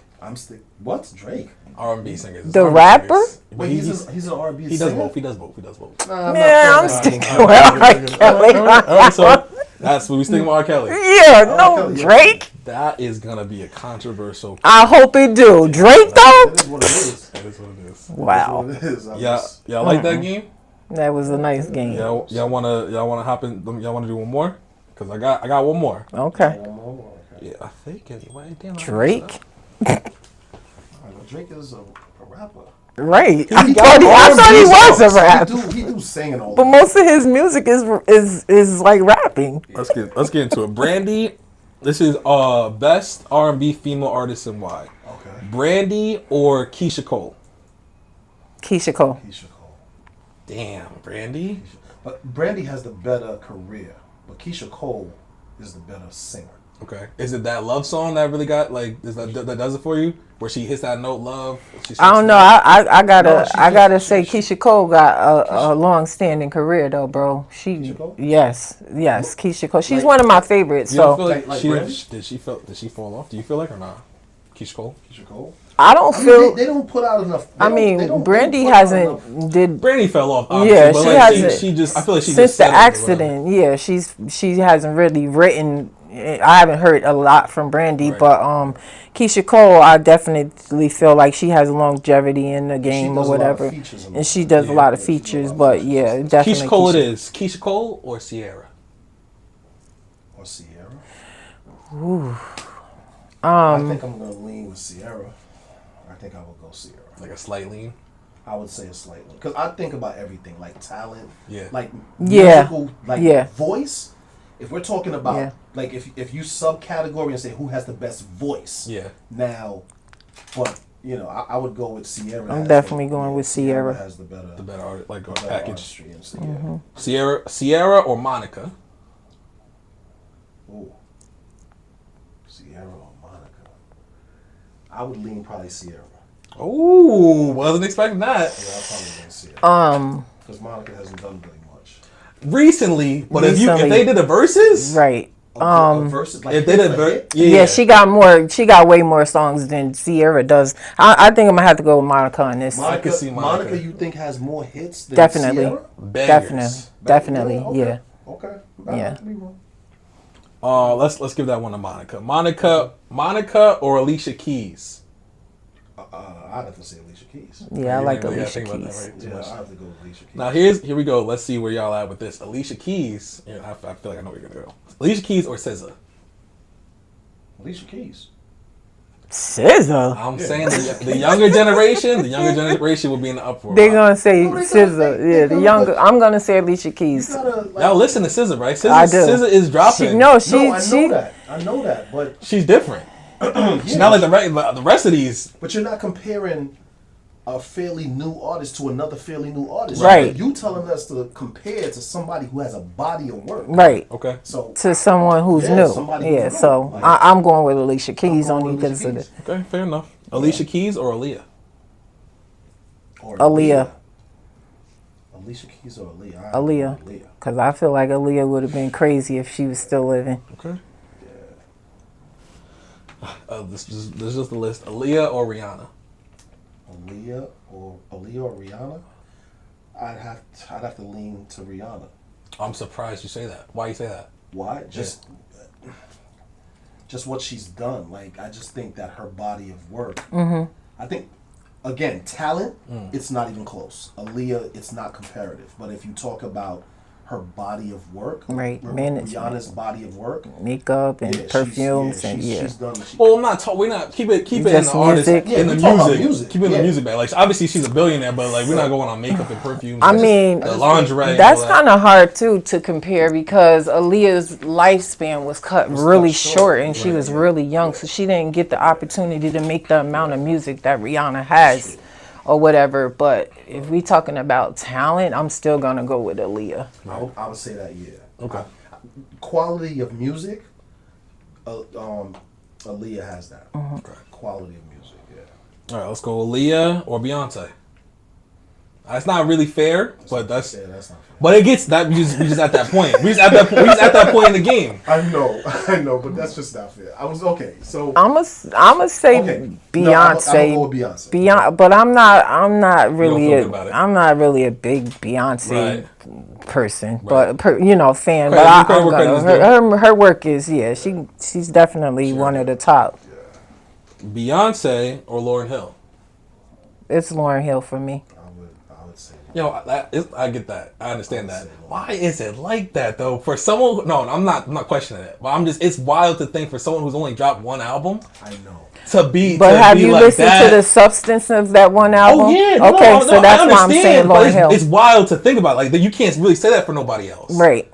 Yeah, That is wild. Nah. She beats like damn near everybody. Just Yeah. understand that she is your favorite artist. Okay. That's You a understand fact. what I'm saying? Yeah. They look up to Lauryn Hill. Right, you Gotcha. gotta pay the Off way. of one album. Okay. And then the Fugees, obviously. How many albums they have? The Fugees? Yeah. 2, I think. No, I think. Is it they 2 or have 3? like I don't remember. I don't remember. But they have a few albums. But I'm gonna say I don't think Beyonce has one album that matches up to Miseducation. Gotcha. That's fair. Honestly, it's not fair because she was spitting on that. She was rapping like her ass off, so it's like that really makes it unfair. Singing, and she wrote everything. Yeah, the singing was crazy too. The layers on like to the fact where they're sampling it now, like 30 years later. Yeah. And it's still like I think it was Apple's like #1 album like of all time. Yeah, I'm or whatever. definitely gonna have to go with. Miseducation was. You can pass that on for generations. Yeah. Lauryn Hill or Janet Jackson? Oh my goodness, I gotta go with Janet on this one. How'd that happen? What just happened? We just got done She's talking an crazy. icon. Nah, yeah. Yeah. She's an icon. Do you think she would be as much of an icon without Michael? Yes. Okay. Yes. Because she paved her own path. You got to remember, it was the Jackson 5 with Michael and his brothers. Right, of course. And Janet paved her own way. So, she paved her own way on her own. Yeah. Okay. She ain't piggybacking I agree. off Mike. You going with Janet? Okay. Janet or Mariah Carey? I have to go with Mariah. What happened to the icon? Because Mariah's an icon herself. Okay. And if I'm accurate, you could look it up. I think Mariah Carey still has the record for either the top selling album or something for female artists. She has some record that's crazy. Yeah. And just talent, what she puts out, artistry. She's like her voice is next level. Right. It's next level. Yeah, her voice is crazy. I It's will next give her level. credit, but I gotta stick with Janet. Still with Okay. Janet. Yeah, I'm sticking with Janet. That's fine. Performance wise, Janet Jackson hands down. Yeah. Mariah Carey has the better voice, but Now, is Mariah all white? Like, what's going on with that? no, she has. Oh, she's black. Yeah, she's mixed. She's mixed. Okay. Okay. Cool. Well, I was like, there's got to be some in there. Yeah. All right. Cool. That concludes our game. Very nice. It was very refreshing from the deep conversation That we were was having. fun. But we're about to get. Honestly, I got one more in a couple topics if we can get through them. But let's get right back to business. I'm gonna skip this one because it's more deep stuff, but we might go back to it. How y'all feel about OF? What are our thoughts on that? It got real quiet in here. I'll let Mark go first. Okay. He's thinking. Word of right. Elaborate a little bit more. What do you think for women who are indulge in OnlyFans? What do I think about women who indulge in OnlyFans? Like who That put out content. Put out the content? Yeah. Well, okay. So my son is the one. My son is the one who's educated me on OnlyFans. Little time. That's okay. Ain't little no more. Okay. Like, die is die. You know what I Okay. mean? But from my understanding, you could put out all kind of content on OnlyFans. Right. So it's not just subjected to sexual stuff. Gotcha. Is that accurate? Yeah, but the sexual stuff sells more. Is what gets the money. Because that's why I had to think about it, because I'm not educated enough in it to know. You know what I'm saying?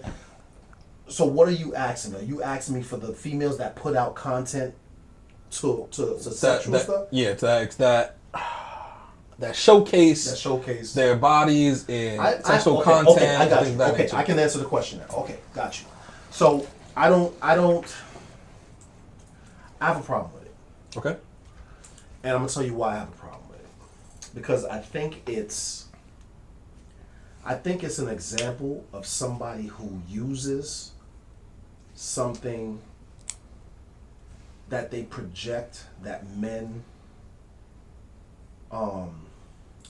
okay, let me say it like this. To the females that have an issue with men sexualizing them, I think it's hypocritical to have an issue with men sexualizing you, and that's what you're using to make a profit. You can't serve two masters. You know what I'm saying? So I have an issue with it, because I think it creates a dangerous perception of women.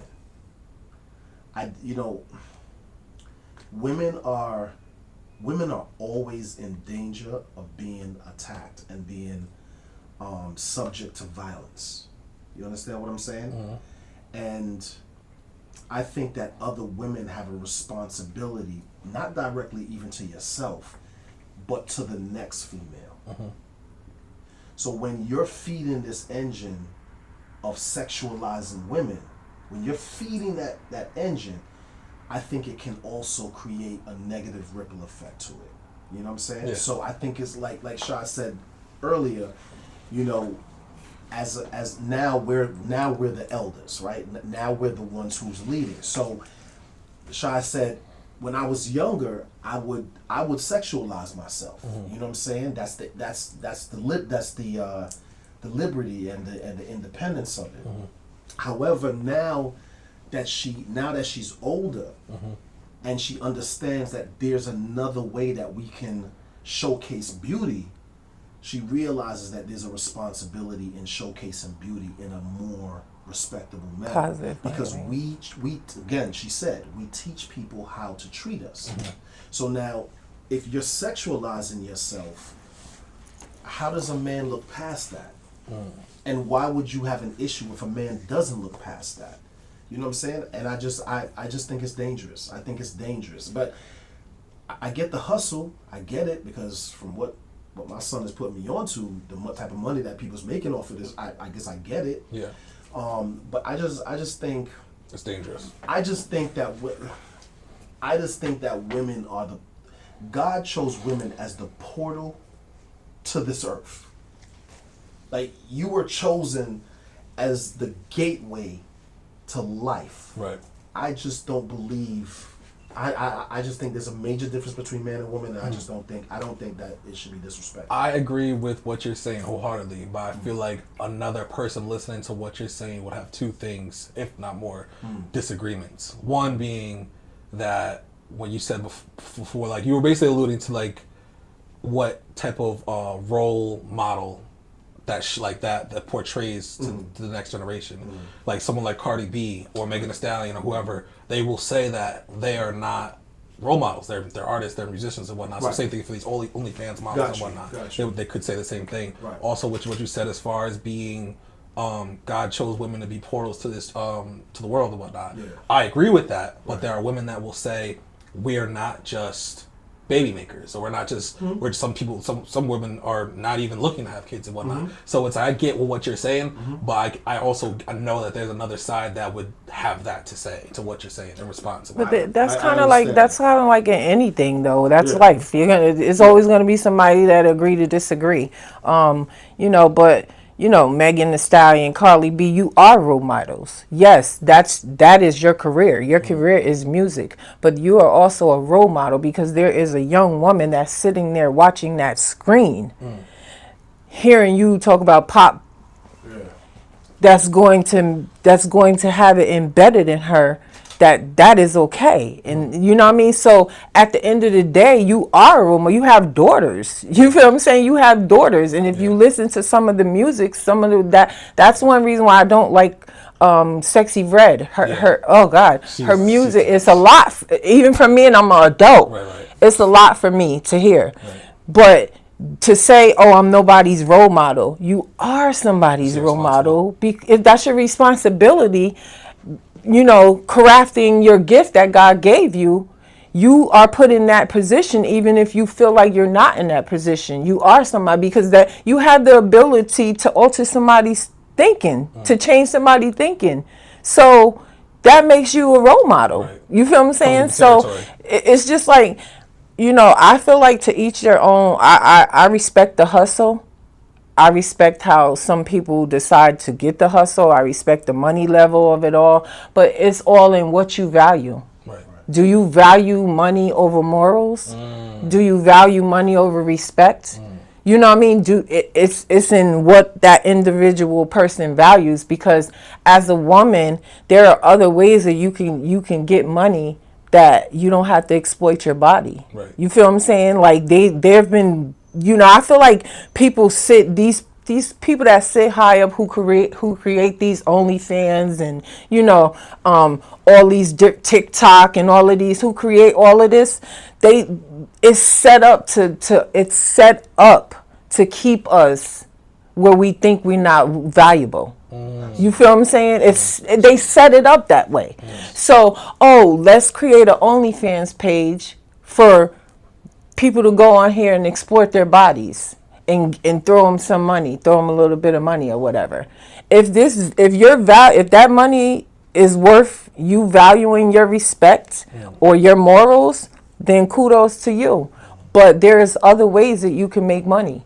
You know, shoot, for crying out loud, you can Instacart, DoorDash, you can do content on, you know, you could do follow me, get dressed with me, whatever these girls be. You know, there's all different ways you can make money without sexualizing your body or using your body as a tool to get money, because at some point your body is going to fade. Yeah. You're not going to have it all. You know what I mean? It's not, you look good now at 20, but when you get 30 and 40 and 50, your body starts to change. So you got to come with some more value to yourself that's going to make it so you can be able to take care of yourself without having to disrespect yourself. Right. You feel what I'm saying? I mean, and I same thing with Martin. I agree with what you're saying, but then you have someone like Kim Kardashian that kind of came up off of similar OnlyFans before OnlyFans, and now she's either, if not a billionaire, close to a billionaire and whatnot, and she does different ventures, whether it be cosmetology, or I think she got her law degree or passed the bar, or whatever the case may be, or from reality TV shows, modeling, acting, whatever the case may be, you know what I mean, apps or whatever. So it's like, speaking to that point, Kim Kardashian kind of used it as like a gateway to broaden her horizon. But with everything we have said thus far on OnlyFans topic, I need to hear your thoughts on this clip. This is Sophie Rain an OnlyFans mile, and here's the clip. Okay. Because just not sure how to, so I'm glad you called me. Okay. Because I want to donate $1 million is what I want to donate. Wait. I think my phone. Did you say $1 million? Yes, I want to donate $1 million. But I'm just not sure how to, just because it's so much, and I wasn't sure. But I just wanted to know if my team could get in contact with you. Yeah, no, we will get in contact right now. Like right now, you sure? Like. Yes, I'm 100% sure. This is an awesome cause. I appreciate everything you do, and you're just an amazing person. And I just want to support this because it's so awesome. Whoa! Thank you. That was not what I was expecting. Thank you very much. Thank you for the kind words. Oh my. Oh, okay. All right. Well, I know you're not gonna be able to wire the $1 million tonight because banks are closed. I'll have my team reach out to you, but I just want to confirm one more time. And then if you say yes one more time, I'll have the team throw it up. I'll get the $1 million from you tomorrow or whatever. Okay. Because just not sure how to, so I'm glad you called me. Okay. To repeat, I want to donate $1 million is is what I want to donate. So that's Sophie Rain donating to Mr. Beast's Team Water, which is a charity who cleans water and provides it to different places, different countries, like in Africa and wherever else and whatnot. So what are our thoughts on that? Because obviously her million came from her OnlyFans. So what do you mean? Like, what is the question? What are your thoughts on her donating $1 million from that she acquired through OnlyFans? Like, since we feel like OnlyFans is dangerous, what are our thoughts when it's like? Do you still feel that way, even though that was the case? She can donate $1 billion. I'm not going to change my view on that. It's so the cause is good. What she's doing is good, right? But how can we measure? And again, I don't know. Again, I'm not privy to OnlyFans. I've never been on it. Right? Gotcha. But let's just say what her content is. What is her content? Is it porn? What is it? What nudity. does she do? Nudity. It's nudity and stuff like that. Yeah. Okay, no problem. All right. The $1 million that she's donating, we have no idea to measure the negative impact of what she's doing.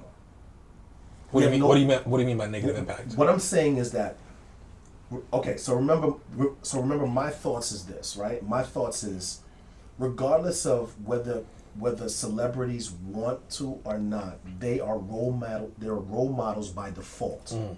If somebody is watching you and somebody wants to replicate what you're doing, whether you like it or not, you're a role model, right? So we have a responsibility, right? Now we don't have to fight. We could just not care. It could just all be about the money and so on and so forth. But if we're talking from a moral standpoint, right? If there is a negative ripple effect of what she's doing, we have no way of measuring that. Right. Okay. I get what you're saying. You understand what I'm saying? So it's great that she's taking the money to do something positive, but John Gotti used to give out turkeys every single Thanksgiving. It didn't stop him from being killing people and causing damage to his community, right? Yeah. So I know Bumpy Johnson. I know a lot of drug lords that they gave millions back to their community. However, they still sold the drugs that killed the community. Right. So two things can be true. More power to her. Do you think that that's different though? When you're actually so to your point, you're saying it's two different extremes. Right. I get it. But again, okay, put it like this, right? If she is encouraging a young lady to completely have faith in her physical attributes, right? Think about what Shai said, right?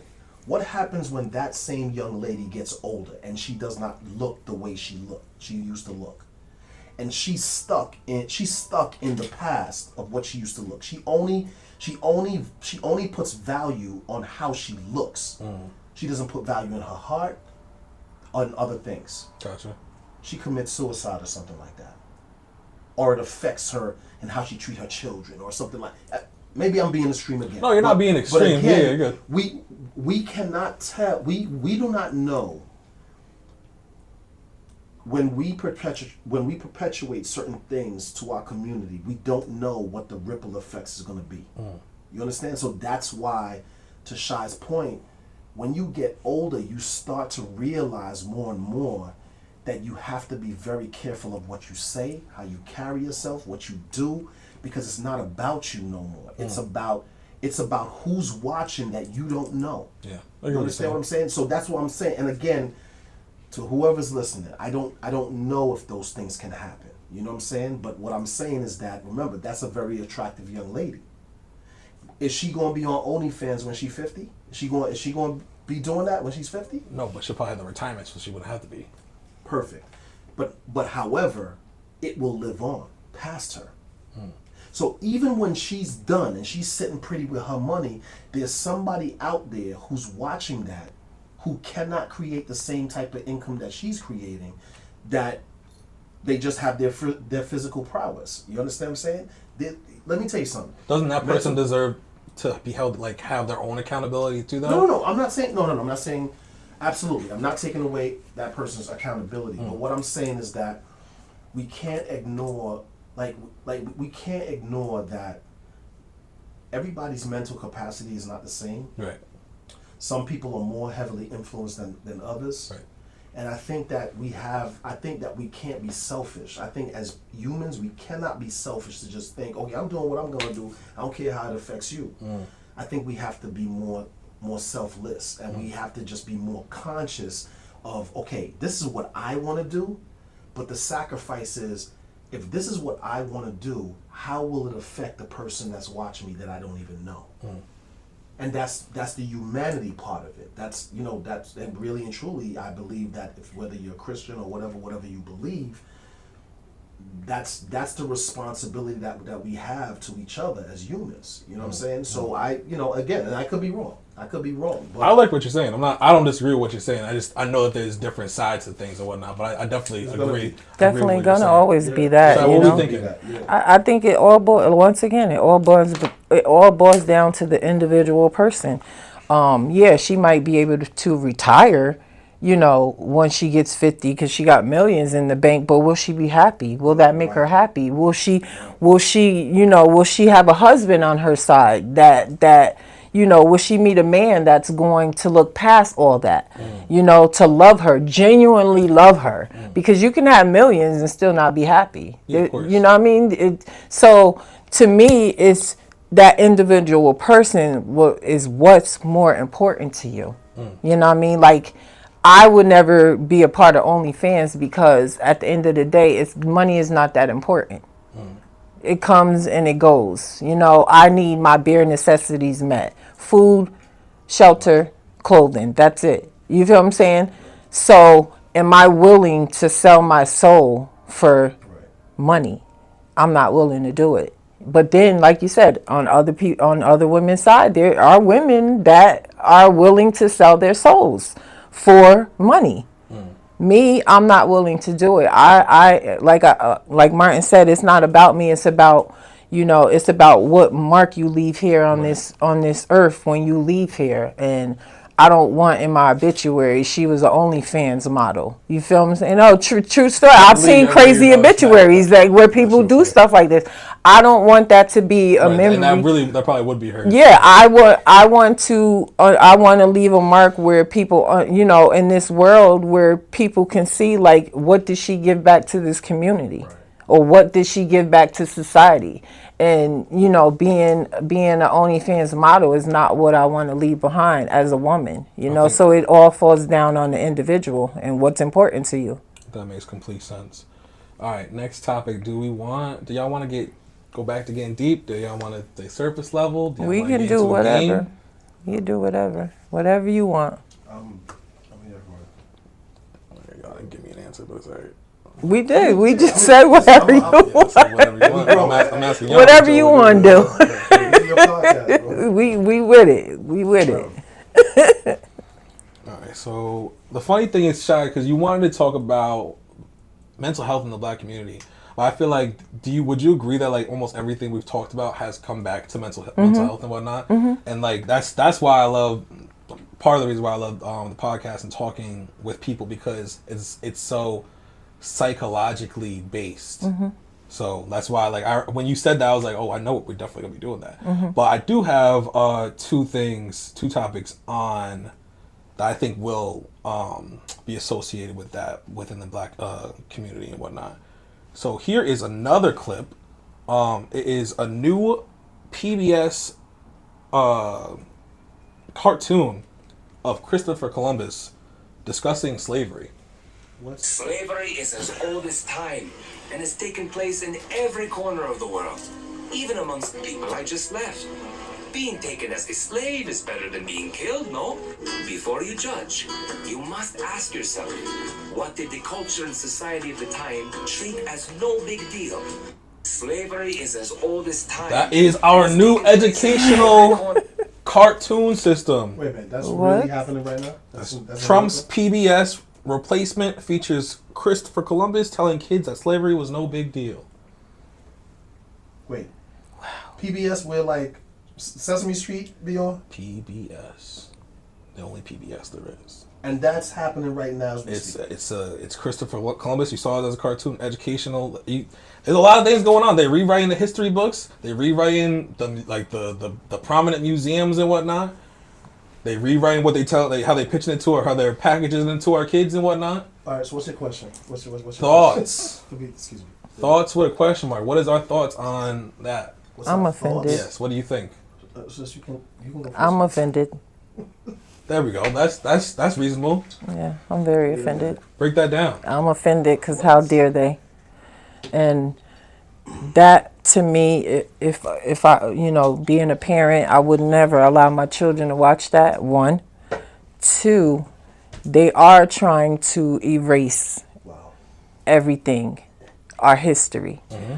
It is up to us as individuals. It is up to us as parents. I don't need to cut you off. Because another thing is that they're taking things out of the Constitution, where people are saying you need to buy the Constitution because they're taking things out of the Constitution. Or what? Okay. We don't really care.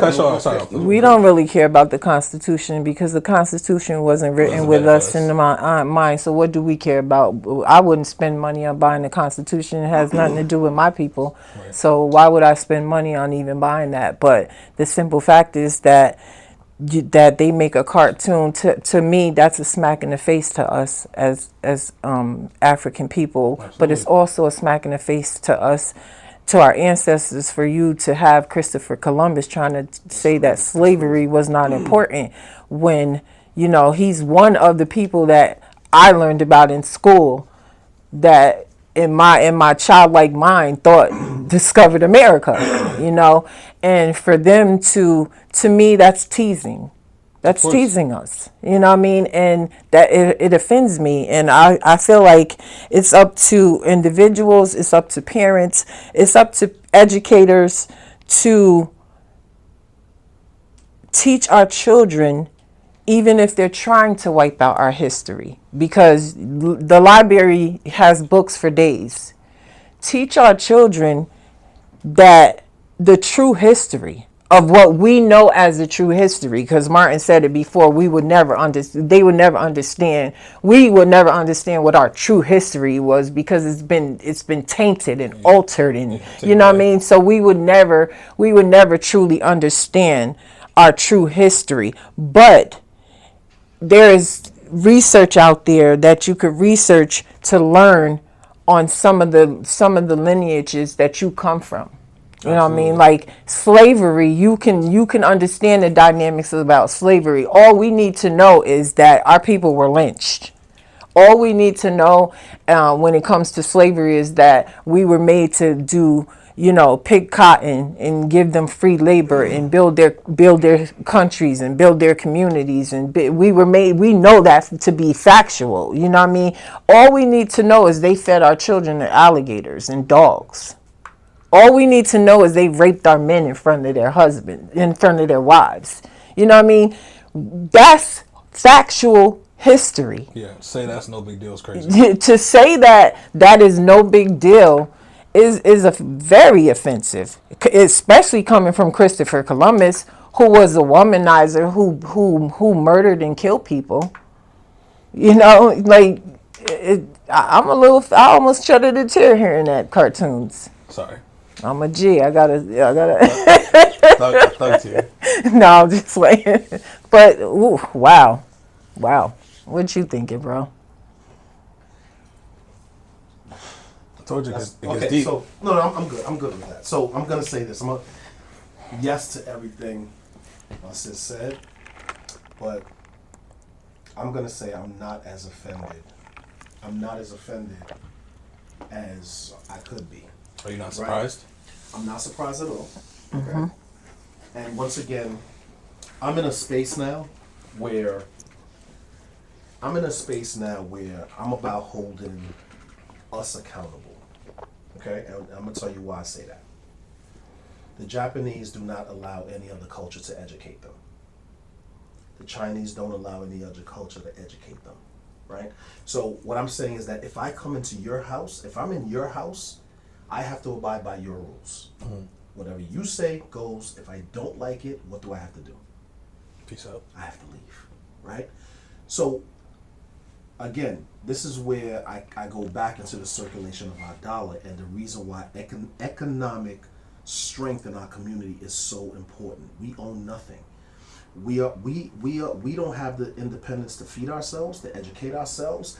Our women are dying at an alarming rate when it comes to the medical profession. The black woman is dying more than any other.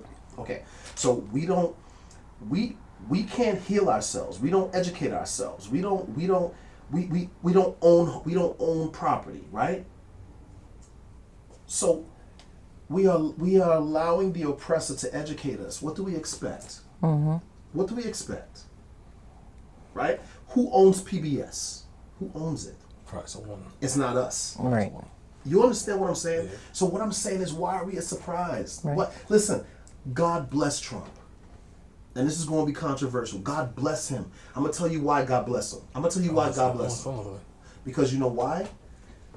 Sometimes it's better that somebody tells you to your face they hate you than for them to pretend they love you and stay in the dark. You know what's so Have to- funny? have I that knew you. hood I thought about that when I knew that you was coming Listen. on. I know you said that to me before he was elected. Yes.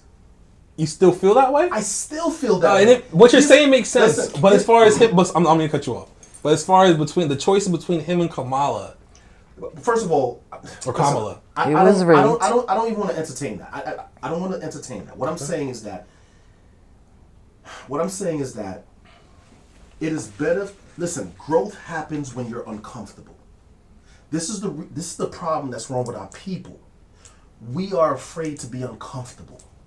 You can't build wealth being comfortable. You can't get educated being comfortable, right?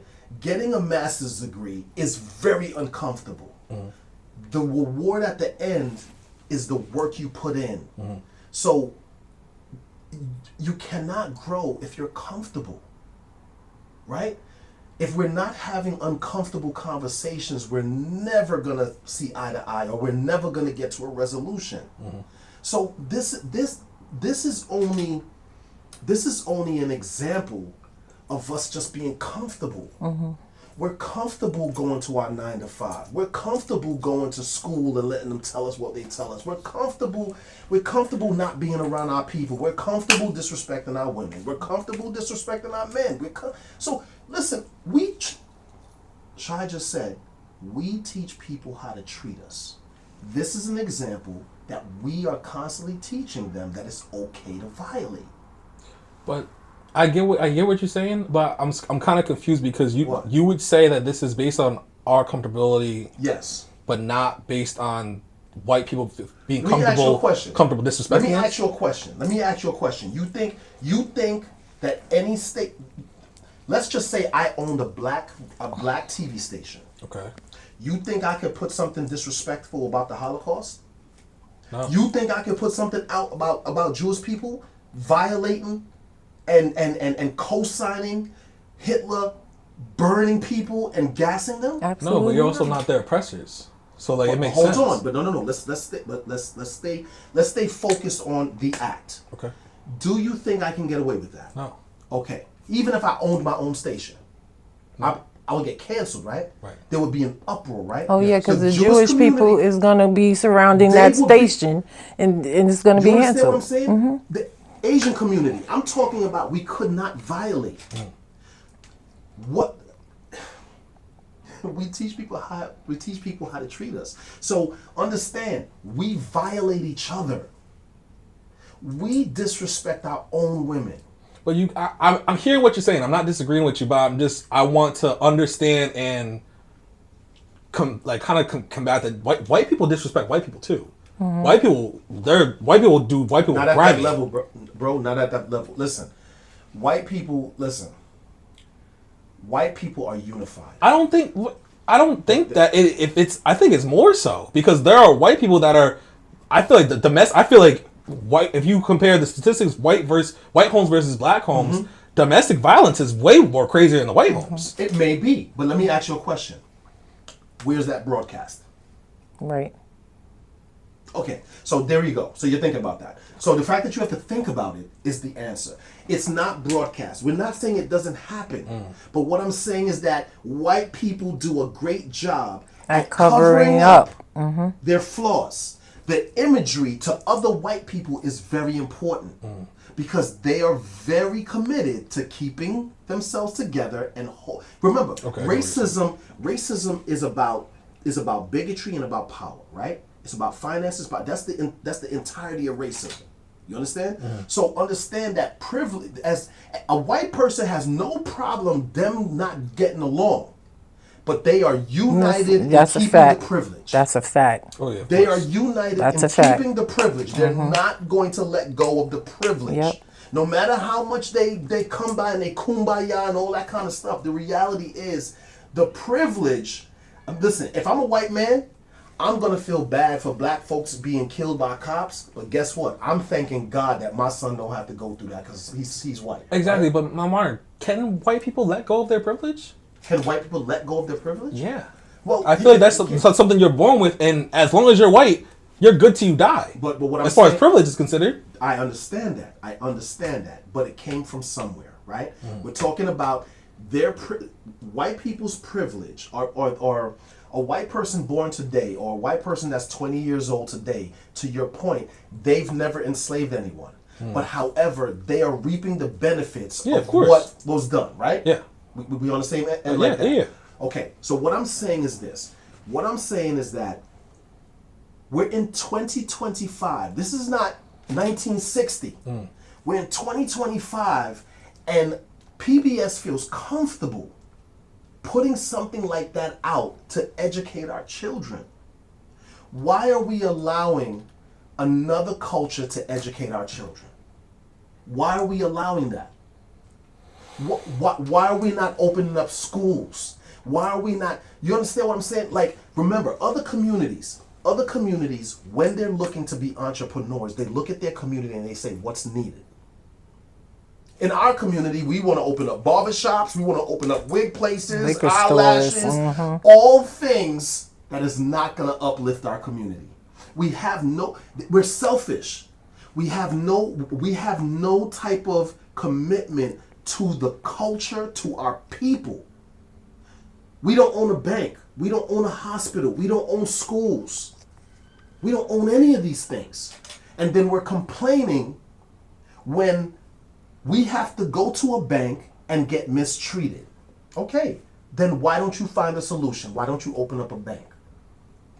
We get mad when we have when we have issues in the judicial system, right? Okay, why don't we make a commitment? We got 5 kids. As a parent, why don't we do like other cultures and say, listen, here's a list of things, doctor, lawyer, this and that. I don't care what y'all choose, but somebody better choose something to go to school for. Why we don't do that? We don't want to push, we don't want to force our kids to do nothing. We don't want to, because we're not committed to the culture. We're not committed to our people. We're selfish. So what do we expect? What do we expect? You understand what I'm saying? So what I'm saying is this is a situation where that's a white man's TV. I grew up on PBS. I used to watch Sesame Street. Right. You understand? Right. When I was little, I would never see something like that. When I was little. So now this is why I kind of I don't have like real beef with what you're saying, and I understand what you're saying. No, I'd like to hear your thoughts. Because what you're saying, you'll rather place the blame on us, on the black community, saying that we're comfortable, rather than place it on the blame of Trump's presidency. No, I'm not going to try. Because this is a direct correlation. If Trump wasn't president, this likely wouldn't be a thing. This is Trump's PBS special. Understand this. No, I am not placing the blame on Trump. Absolutely No, not. you're placing the blame on us. I'm placing the blame on us. I know, right? but instead of placing the blame where it belongs, which should be Trump, because a lot of these things happened as domino effect of Trump being elected. John, let me ask you a question. Which one barks, a cat or a dog?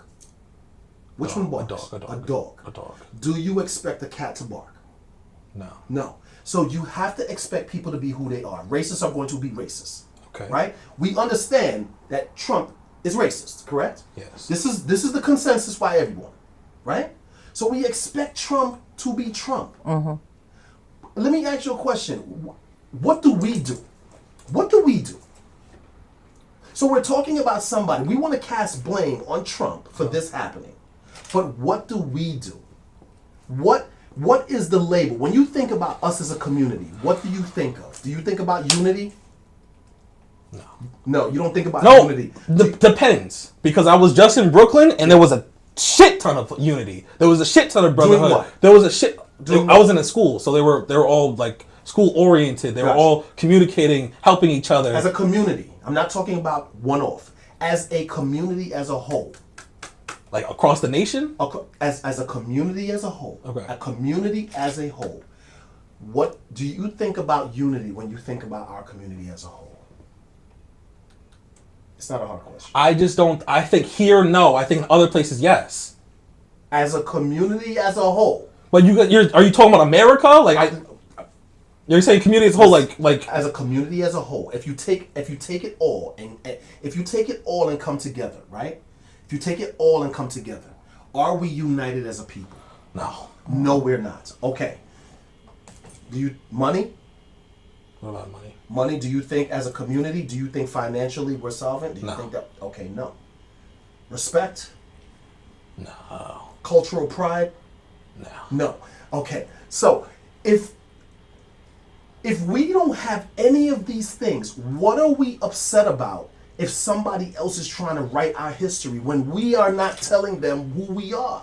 But again, this goes back to the ancestors then. Uh-huh. Do you think that you just said that we don't deserve what the ancestors fought for? Like can you agree or disagree that there's been mass progress from slavery or civil rights to now? There's a lot, yes. So there has been progress. That's due to us. So, huh? That's due to us. That's not due to white people just giving it That's over. due to us? That's not due to black people fighting for their due for what they're worth. No, we Their failed. rights. We have failed our leaders. Listen, as a people, as a community, no. As a community, we failed Martin Luther King. We failed Harriet Tubman. We failed Sojourner Truth. We failed them. As a community, I'm not saying that there's not great community members doing great work. That's not what I'm saying. I'm not saying that there's not one-offs. What I'm saying is, as a whole, I'm talking about us galvanizing together, locking arms together, supporting each other no matter what. So I'm talking about, instead of us violating one of our people, we say it's more important for us to talk in private than for us to let white folks seeing us violate each other. Yeah. I'm talking about as a whole. I hear what you're saying. Bro, we have division within black people. We have some light people that don't like dark people. We got some Africans that don't like African Americans. We got, bro, it's... No, I get what you're saying. You understand what I'm saying? I understand what you're saying. So what I'm saying is that when you don't have a solid story and a solid diaspora... Foundation, you will allow your oppressors to tell your story. You understand what I'm saying? And this is just blatant disrespect. Listen, it's hurtful, but it's more hurtful that we've just sat back and just allowed these things to happen. We sat back. We don't have faith. We don't have faith in each other. You understand what I'm saying? We don't. I do understand what you're saying. Again, the only reason I'm even pushing back or like going back and forth with this is because I understand what you're saying. I just heard that I know the nasty side of it. Yes. Like white people would love everything that you're saying because like, see, he's saying it. Black people are lazy. Black people don't support each other. Say that. No, I'm just saying that they would put a spin on it, obviously, but they were like use this clip. So many white people can just clip this up and be like, see, this guy is saying that black people don't even love each other. Black people don't do this. Black people don't do that. And like, why should we give a fuck about black people when like we have a black man saying this? Why should okay? But here's what I'm saying. Joe, Why should white people give a fuck about black people? Why should they give a fuck? Why do we need them to give a fuck about us? Right. That's the problem. We The don't. problem Because we should be viewed equally. Okay, but do I look at you equally? Do you look at me equally? Yeah. Right? Do we look at each other equally? Yeah. That queen right there. Do we? But it look at doesn't. her But it equally? doesn't stop. It shouldn't stop there. But it should start there. That's what I'm saying to you. It has to start there. I'm not being Yeah, no, angry you with good. you. No, I'm just passionate about it. Right. What I'm saying is that we have to stop. Listen, black people were the most prominent financially, Our marriages was at like 80 to 90%. Our families was whole pre desegregation. When we were forced to only shop with each other, educate each other, when they said they didn't want us in their buildings or whatever. We built our own. We had wealth. Yep. Remember, Black Wall Street that was the product of Black Wall Street. We were the most educated. We were the ones who came out of slavery with all the trade. Because we were the welders, we were the carpenters, so we literally went and we built cities, banks, we had money in our bank. Now, look at what happened. They started bombing. Remember, Black Wall Street was not the only all black town that they bombed. That do bomb, right. That's the only one that they talk about. Right. It was thousands across America. Yeah. They decimated all of them. So, of course. Now, let me ask you a question. Let me pause you there. Now, did we allow that? Huh? Did we allow that? Oh, no. We didn't allow that. What I'm saying is Because that's why I'm not going to cut you off. That's the only reason. Because when you say we allow this, it sounds like it sounds as crazy as if you were to say we allowed them to bomb us. We can't No. That's two different. We're at two different points in the conversation. I'm segueing back to give a little bit of history. No, I get it. I hear what you're saying. As an example of what happens when we are unified. I'm saying that our ancestors understood the importance of us being unified, right. of self-love. Our men back then loved our women. We understood. Remember, the cross, the Christian cross came from the Ankh. You understand what I'm saying? So, and the Ankh is a representation of the woman's womb. So we obviously are coming from a foundation of self-love, respect, wealth. You know what I'm saying? All of these prominent things. You used to feel like we lost that? We lost that. Very much. Now, so what I'm saying is that we're in a time right now, my entire existence, 50 years, our schools is owned by the oppressors. The Walmart, every single shopping center, they're feeding us. Our oppressors, we depend on our oppressors for food.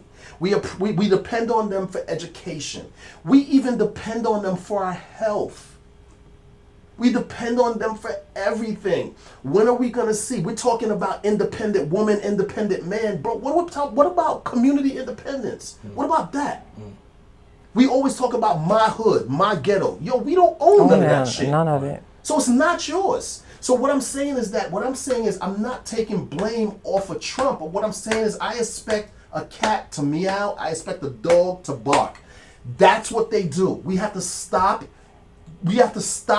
looking to the white man and to them to treat us the way we not even treating ourselves. Right. It's like he's saying. All the blame doesn't go on the white man. No. We have to take responsibility and some of the blame ourselves. Our ancestors were whipped and beaten and chained.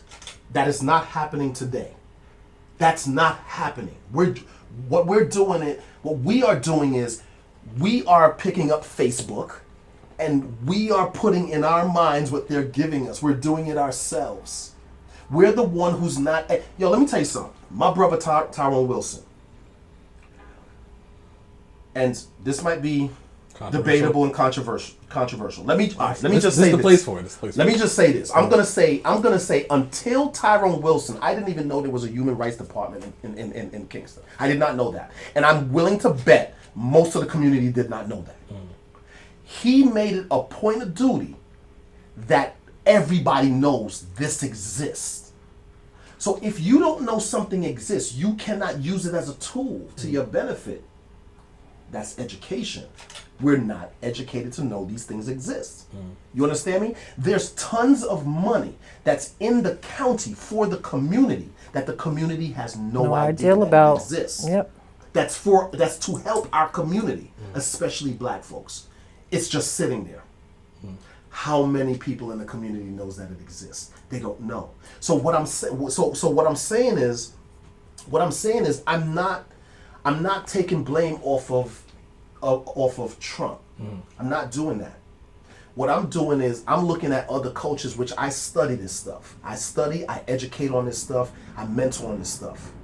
What I'm saying is that I don't see certain communities caring who's in the presidency.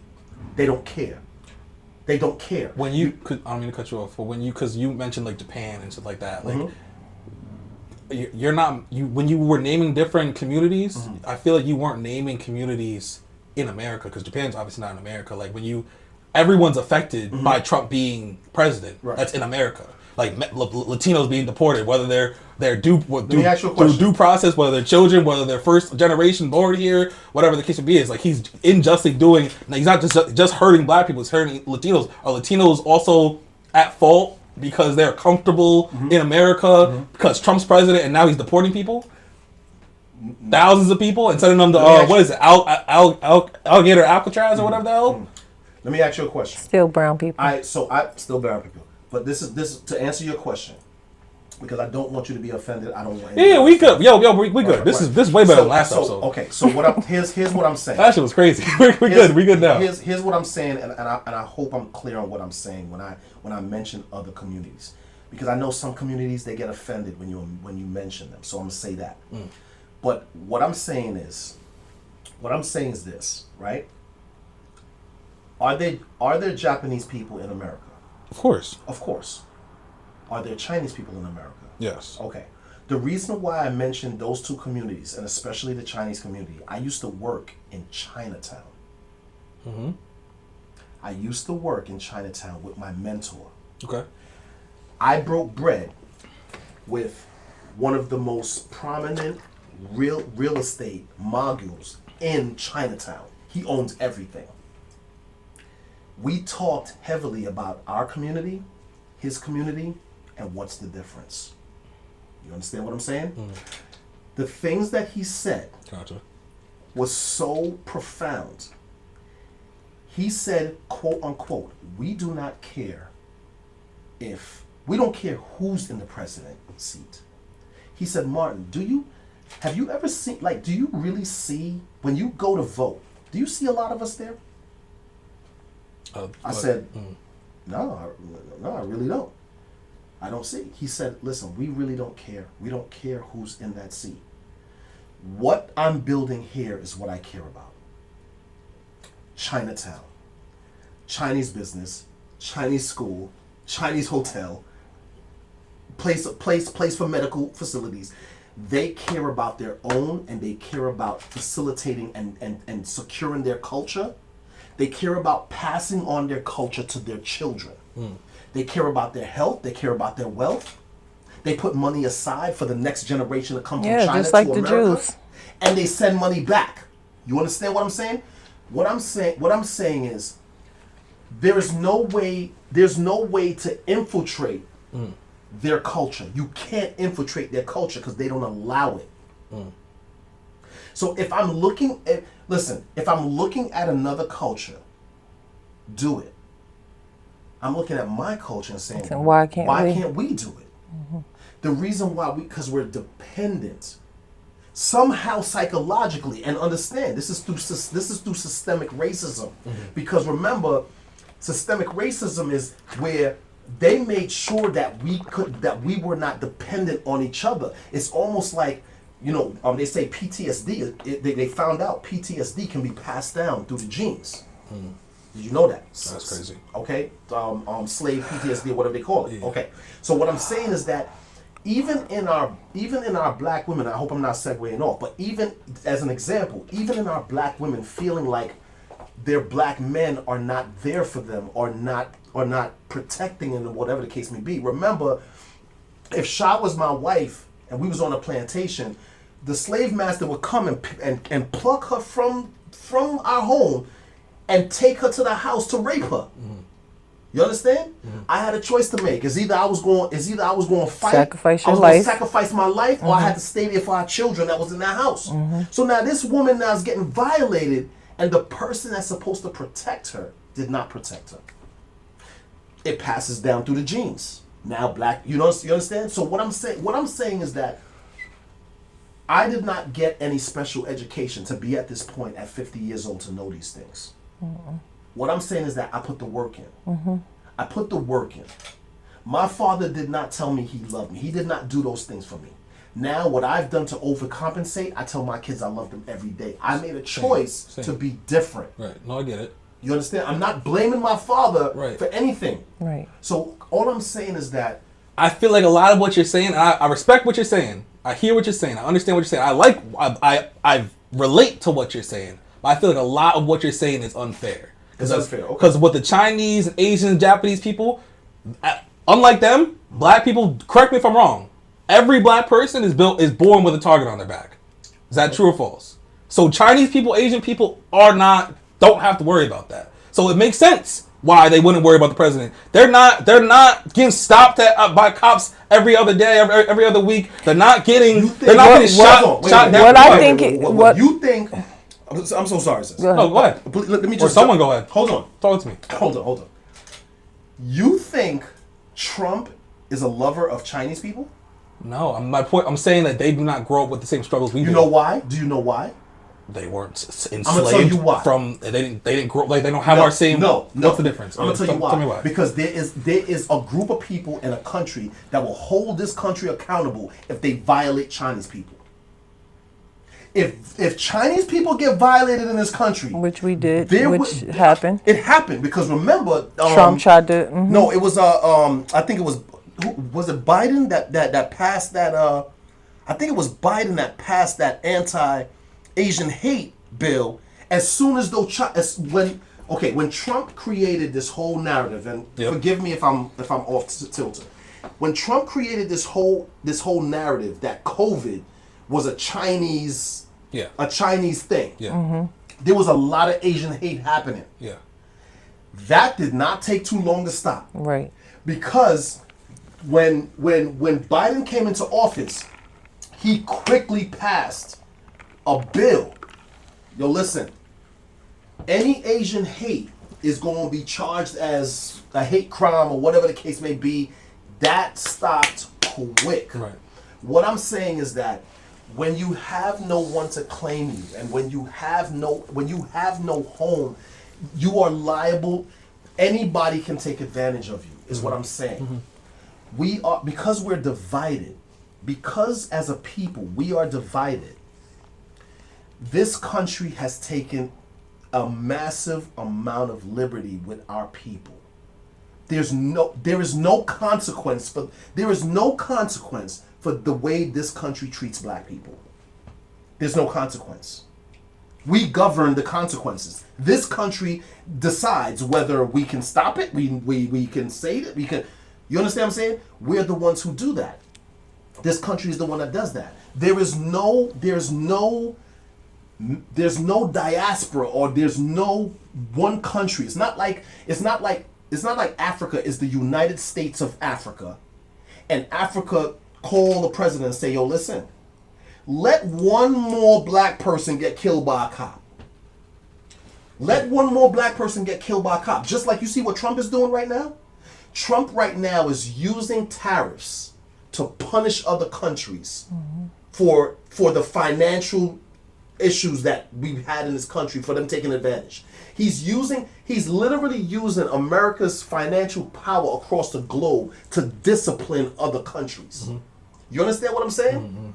Who do we have to set a consequence for how we're treated? But doesn't that make it more? Doesn't that fuel the point that it's unfair? Like, even when you use the Chinese example, Chinese has China that will come to Chinese people's aid in America. Oh, we don't have that. We don't have our mother country, our mother continent, Africa, or wherever we're from in Africa. We were stolen from Africa. So again, when you compare black people to Chinese people or Japanese, Asian people, whatever, it's not an equal comparison, because we were stolen from our countries, our continent, and they came here willingly. They have their mother country, where they're from, supports them, defends them, while again we were stolen. How are they going to support us? And I guess they could, but it doesn't. We're not set up the same. We're set up with completely different struggles from beginning to end, or from as far as you can look back. So that's why when you hold black people to the same standard as Chinese people, they're not born or live with the same struggles or support or anything that you can name. So that's why when you have that conversation, like, it makes sense why they don't give a fuck about who's president.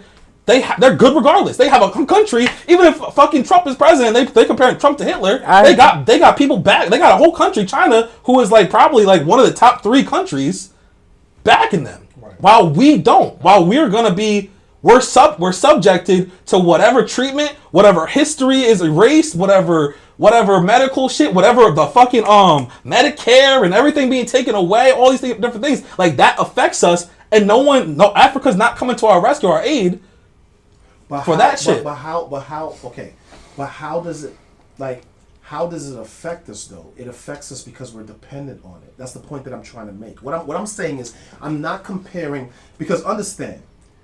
We are not the only people who have gone through servitude or gone through any type of enslavement or gone through any type of hardship. We went through the craziest. I'm not saying we haven't. Version of it. I'm not saying we haven't. Right. Right.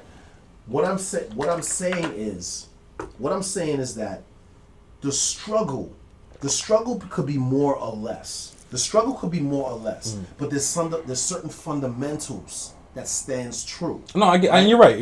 What I'm saying is that unity. Listen, we are not the minorities on this planet. Let's just get some facts out the way. Okay. We are not the minority on this planet.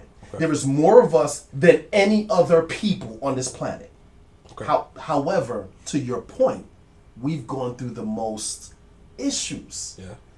Okay. So if what is happening to our families on a micro scale, right? The same fundamental of war applies to everything, right? If you want to take advantage of the black woman, you get the black man out the home, right? Mm-hmm. What is that called? That's called division. Mm-hmm. If you want to enslave a people, you divide them. Africa, you divide them, right? Mm-hmm. America, you got Dominican Republic, right? You have all of this division, right? So what I'm saying is that the education is out there, mm-hmm. right? We have access to the education, mm-hmm. right? Although it's harder to attain wealth, we still can attain wealth, right? I think it's $2 trillion comes through our hands every single year. Did you know that? As far as like U.S. In the U.S. I'm not even talking about global. I'm talking about right here in the U.S. We represent, I think, 14 or 15% of the population. I believe it is. Okay. Right. So what I'm saying is we represent 13 or 14% of the population. But however, as far as money coming through our hands, is almost $2 trillion. Mm-hmm. So we're not being kept for money, right? So we're not being kept for money, right? The education is possible. It's there. We're divided. We're divided. So what happens if we decide that, you know what? We have $2 trillion that's coming through our hands. We're going to make sure at least 50% of that is going to be in our communities. Black business. We're going to support, whether I like you or not. It's black business. We're going to build banks. We're going to build this. We're going to educate ourselves. Right? What if we just did that? Just 50%. Just did that. That's what I'm saying. What I'm saying is, Brian, what if the U.S. takes in $2 trillion a year? Let's say that number is accurate. It's in the white people's hands. It's not in the black people's hands. No. It's coming. It's coming into our hands. Because remember, the dollar circulates 15 minutes to 6 hours. Okay. Once it comes into a black home, it's gone into another community's hands, right? What I'm saying is, what if we said, you know what, 50% of me and Shah is a couple. I get what you're saying. And we say, you know what, there is a black-owned toilet tissue company. There's a black-owned. Yeah. You understand? Put your money into the because it exists. If we just, I thought you meant something different. No. I'm just saying that if we did that as a community. Right. And if me and Shah said, yo, you know what, we want to go into business, and we discussed and we said, what our community needs. And she said, yo, babe, you know what? There ain't no banks, there ain't no schools, there ain't no hospital, whatever the case may be. Let's what's the easiest one that we could do? All right, maybe we could do a bank. Right? That's just one step. What if we did that as a community? As a community. You understand what I'm saying? That's the answer to stuff like that. Is what I'm saying. I'm sorry to be long-winded. Oh, you good. You good. This is these type of topics. That's what I'm call saying. for that. Now, what I'm saying is that, to your point, it doesn't take away. It doesn't take away the issues. It doesn't take away what we went through. What I'm saying is that instead of sitting down and being like, It "Fuck helps Trump," build and all of this it helps type of build stuff, what I'm generational saying wealth. is that, okay, you know what? Let's fight this, not by picketing, not by marching, not by talking about it, not by. How about we do something about it? And how about we educate it on? This is what me and Tamika was trying to do, and for the most part, we kind of changed the trajectory in a small community because now it became a conversation. Yeah. When we started doing it. Yeah. Look at you. You're an entrepreneur. How old are you? 29. You're 29. Yeah. You understand what I'm saying? So now, your children, how many children you have? 3-piece. You have 3. So now your children, not only are you going to talk to your children, Yeah. but you're walking the walk. Right. They have somebody to visually see that it's possible. Right. You understand what I'm saying? That's how you combat stuff like that. Right. I expect Trump to be Trump. I'm not going to be upset with Trump being Trump. And understand this. Trump is not the worst.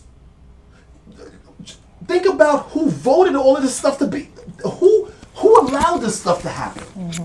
What about the owner of PBS that said, "Okay, we'll do it"? He's not worse than Trump.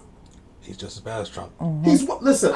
I might slaughter this. Trump most likely is on the Epstein list. So like Listen, Trump got a long list. I believe, and I'm just paraphrasing here. I believe Martin Luther King had a saying that said the person that basically, like, the person that sees a crime and lets it go is worse than the person that committed the crime itself. Absolutely. You understand what I'm saying? Something like that. Okay. So what I'm saying is that this is so disrespectful. Say it again. Say that quote again, please. So basically, the person that sees a crime, and says nothing is worse than the person who committed the crime itself. All right, respectfully, and I'm being respectful. We've both been respectful, but that sounds like what you're doing when you say you expect a dog to bark, you expect a cat to meow, you expect Trump to be racist as president. Like, nigga, no, you're not supposed to be fucking racist. You're not supposed to be racist regardless. No matter if you're a guy walking across the street, a CEO, a janitor, whether you're the president. You're basically saying it's okay. Who cares if he's racist? Like, no, then you're letting him do mad. Not like you're really letting him, but I'm letting another grown man. Hold on, listen to what you're saying. I'm letting another grown man.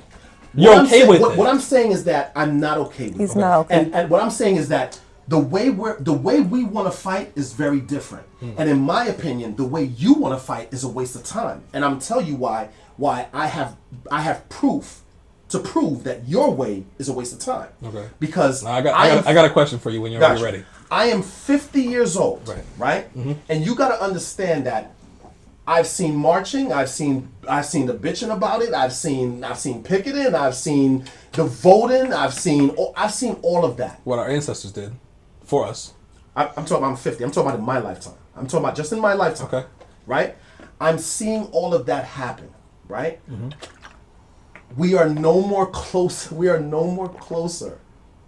to a solution than we were when our ancestors was fighting for it. So what I'm saying is that, okay, I'm going to give you an example. My father-in-law is 83 years old. Mm-hmm. My father-in-law said to me a few years when everything was happening around COVID, he said, "You know what? I'm not interested of going to any speeches or going down for when the whole George Floyd stuff happened." Mm-hmm. You know what he said? Been there. He said because the same signs that people are writing and asking for signs that it's the same signs that he was seeing back in the 60s and 50s. So what I'm saying is that the way we fought back then was appropriate for that time. Racism evolves. The way you fight racism has to evolve. So remember, just like a virus, viruses evolve. Yeah. The same type of antibiotics that may have helped Yeah. If you try to use it now, you may die. Right. It has to evolve with the disease, and make no mistake about it. Racism is a disease. Yeah. Bigotry is a disease. Sexism is a disease. Homophobia is a disease. All of these things are a disease. Right. Hate in any way is a disease. Right. So what I'm saying is, I'm not saying you're wrong. Right. And I'm not doing Same. I'm not saying you're wrong either. I'm not to a degree. I'm not saying that to see something and say nothing. That's not what I'm saying. Okay. What I'm saying is to see something and strategize how you're going to fight it. I'm just saying to fight it differently. Okay. We need to fight it differently. Okay. It's not going to work. We are going to pass on the same struggles to your children. That's what's going to happen. I guarantee you that. If we don't change it. That's all that I'm saying. Yeah. You know what I'm saying? So we have to we have to be more accountable. We have to be more aggressive with our own liberation and freedom. Stop asking for it. Take it. That's what I'm saying. Try anything before we move on? Oh boy, this conversation is deep. You like it? You like it though? Is it good though? Absolutely, it's good stuff. But just I don't think Martin was saying that he's okay with it. What he's saying is he's not surprised by Trump being Trump. So I had a saying before. I used to say, I'm glad they take the hoods off. Yes. Because now you know what you're dealing Yes. with. When they walk around with the KKK hoods on, you don't know what you're dealing with. But because when Trump became president, I mean, they was coming out the woodworks doing all type of stuff. But my thing is that's not due to our comfortability. That's due to Trump's leadership. Right. But what I'm saying is because they took those hoods off, we knew how to deal with them. Right. You understand what I'm saying? So that part of it is what Martin was saying. And also when we talk about unity, there was a thing on Facebook when Trump became president again, where these white men went into a community in Virginia, right? There were some African American brothers. They had on purple and gold shirts. There was like 60 of them. No more than that. It was a lot of It was them. a lot. I just said 60. It was about 200 of them. Okay. But the unity came when all these brothers got together and was like, y'all not coming in our neighborhood. You're not coming in our community. We willing to die for this. It was all strapped. All had guns, right? Okay. It was the white Caucasian men dressed in black, they little red on and stuff, calling KKK, calling them N-words and everything like that, right? Okay. These men, like Martin said, whether they was getting along, whether they got along or not, at that moment they got along because they locked arms to stand for protecting their community. Right. And they were willing to die for it. So that's what Martin is saying by we're not unified as a community. We're not unified because if we had more examples like that, because one thing they are afraid of is us being unified. Yep. Because they know we're going to take over. So what they do is they keep things like that to keep us from being unified. And if we as a people come together and stand strong, arm in arm, locked up, we could take over. But they're not going to allow that. And you know why? It's not going to work for us because we are too busy worrying about, and when he says building generational wealth, that's meaning, I had an idea one time. I was like, you know what? We should put our monies together and go buy some land. Yes. Right? If you got 6 girlfriends, right? Y'all all working. Income tax time come at some point. Your girlfriend's got kids, right? You're getting $3,000-$4,000 for a kid or whatever the case may be. Yeah. But even if income tax time comes around, get a couple of thousand or whatever, you got 6 girlfriends. If everybody can come up with $5,000 a piece, you could go buy an acre of land. Absolutely. You can build on that acre. I presented this. Everybody like, oh man, yeah, but where we gonna live? What we gonna do when we get the land? We could put tents on that thing for crying out loud, because we own that. You feel what I'm saying? So I always say, when I buy a house, I don't care about the house. I need that land that house sits on. Of course. You feel what I'm saying? I want that land. I want the land, because at any given moment you can buy a house on the land and you don't own that land. They could come and say, well, we're going to knock down this house to put a supermarket here. But if you own that land, they can't touch that. You feel what I'm saying? So for me, unification is meaning getting together, because we could do Wall Street. We could do that. That's easy. We could do that. Unifying is the hard part for us to allow us to do that. You feel what I'm saying? And instead of people, and we are so brainwashed to think that, oh, if I have $100,000 car, I'm somebody, I'm doing it. You feel what I'm saying? If you have $100,000 car, that means you have $100,000 that you could have built $100,000 community for your people. And we don't do that. We'll go spend $100,000 on a chain. Or, you know what I mean? Or $500, $600 on Jordans. You feel what I'm saying? When that money, like Martin said, could be generated within your community to allow you to build. But we can't do that because we can't get on the same page with our unity. We can't, for whatever reason. It could be jealousy, it could be envy, because we're programmed. You know what I mean? It's all type of reasons why we cannot get to that status where we can have ownership. Because I always say, you can buy a house, but as long as you pay a mortgage, you still don't own nothing. It just went from a rent to mortgage. Rent and mortgage are the same thing. You still have to pay for it, and until you pay it off, it does not belong to you. Right. So if we fighting with each other and we can't come on the same accord, how are we ever going to get anywhere? And with Martin, I done did the speaking engagements. I done did the marches. We done did the community activist. That stuff is not working anymore. Juma said it. We was doing this in the 40s and the 50s. I ain't about to do it in 2024 and 2025. You feel what I'm saying? Nothing's changed. We about this much closer than what Dr. Martin Luther King and them was. We had the ability to get up and walk without chains on our ankles or on our wrists. That's as far as we got. As far as racism goes, we live it every single day. Still. And technically speaking, now they're bold with it. You feel what I'm saying? And the problem with us is we're afraid to lose.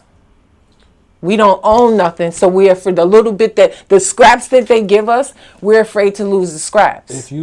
Question to you, if you measure where we're at versus when it comes to racism versus when Martin Luther King was here till now, you could say that I feel like it's appropriate to say we're only this much has changed. But as far as how far Black people have come since Dr. Martin Luther King, you feel like we've only come this far as like success, as far as liberty, as far as building things for ourselves and whatnot, because you look at the prominence, like the Kevin Harts, the Jay-Z's, the LeBron James, the Will Smiths, all that didn't exist when Dr. Martin Luther King was here. It existed. Yes, it did. It existed. We didn't have 5 Kevin Harts. We had 1. Back in those times. You feel what I'm saying? We didn't have 5 Beyoncés or 10 Beyoncés or 20 Beyoncés. We might have had 1 or 2. But Black people have been successful for decades. Right, but I'm saying, but that's expanding. That's growth. That's right. Growth. Because we're living in because we're living in a different time where there's no slaves running around here. You feel what I'm saying? So we're living in different times. But anytime somebody blocks your success, it's still this much. You feel what I'm saying? If somebody can go into a school and put on blackface like they did, these white kids put on blackface, right? And people point it as a Halloween costume, and there was no consequences to them wearing blackface. How far did we really come? I don't think that we've come. In my opinion, I think that we've gone backwards. And because, let me tell you, there's something, it's like fool's gold, right? And the number one way to build wealth is through the family. The family is the number one way to build wealth, right? So our families are completely disbanded, right? I think it's like 80% of black women are single mothers. So we don't have our men in the homes. We don't have, the nuclear family is not together, right? So I think, in my opinion, yes, we have more Jay-Z's and we have more Kevin Harts and so on and so forth. But just because somebody is showing you something at the forefront, it doesn't tell the story of what's going on within our community. They do not represent our community. They don't. They don't represent what's really happening in our community. And that's what the establishment has always done, because they know that all we do is we look at pretty things, we look at what's happening on a TV screen, and we think we good. So we don't work hard. So I don't, again, I could be wrong, but I don't believe that when you look at statistics on our marriages in the past and what it is now, our community doesn't even value marriage. Dismantle. Well, I wasn't arguing about marriage. Definitely dismantle. It's important to understand that the family, the nuclear family, is the most important step in building wealth and unity and culture. That's the number one way to do it. Okay. And to piggyback on what you said, sis, to her point of building a community, when you have a chance, I'm not sure if you want to do it now, but Google vacant cities in America for sale. You'd be shocked how many vacant cities that exist. I'm talking about abandoned cities. Whole cities. That are for sale. Whole cities. Now, when you look at that, vacant cities for sale in New America. Orleans has a vacant city. When you look at how much they cost, it's gonna it's gonna blow your mind on how cheap they are. That you can get entire cities. There's some in Atlanta that are vacant. New Orleans. Because here's the thing, what I'm saying. I'm seeing 250,000 from South Dakota, California, almost $1 million. $250,000 for an entire vacant city. So a 6-acre ghost town. do you understand what I'm saying to you? So this is what I'm saying to you, bro. Black Wall Street was only 42 or 45 acres. That's all it was. It had an airport, a hospital, a bank. White folks used to come to Black Wall Street to borrow money. That's how much money was in Black Wall Street. Lord, everything that Tulsa, Oklahoma, before they bombed it, that's what it was. So what I'm saying is that we have the ability to what Shai is saying. We have the ability as a community. You telling me we can't get 1% of the community to put together $250,000 to buy a whole city for us to get the hell up out of Dodge and create our own situation, educate our own children, hospital. You understand what I'm saying? Yeah. So remember, we have the most educated group in the Black woman, right? So what I'm saying is that we have all the tangibles to make it happen and make it work. We're just not taking the time to educate ourselves. We're not unified. To your point, 100%, all of these issues exist. All of these hardships exist. However, we still have the opportunity and we still have the chance to do something to usurp that. In the places like I went to Brooklyn, beautiful, so many Black people, brown people all over. You were talking about, I think, Texas. I witnessed it in Virginia. Do you feel like those places where the majority are Black people, that they're not unified? Do I think they're not unified as Black folks? Yeah, as a community. Well, I'm going to say this. So when I went to see my daughter in North Carolina, she took me to basically everything Black owned. Everything Black owned. My mind was blown. It was incredible to see, right? So I'm gonna say this: in that isolated community, there's a complete understanding. There's a oneness to to the importance of circulating that dollar in that community and building up that community. What I'm gonna say is, collectively, collectively, it's so minimal in comparison to what our communities is going through. It's not growing fast enough. There's not a commitment to it. Yeah. You understand what I'm saying? Yeah. That's all that I'm saying. So Yeah. so will you find? Look, me and Shy are sitting next to each other. I'm sitting next to you. We're in a room with 4 people who believe in what I'm talking about. So can you find oneness in thought? Absolutely. But now let 4 of us go on Broadway. Let 4 of us go on Broadway and talk this talk and try to get an entire community to be disciplined and move with us. Okay, and I get what you're saying. I hear what you're saying. Like, understand what you're saying. But again, it almost sounds like you're speaking to Kingston or upstate or whatever. I'm just using it as an example.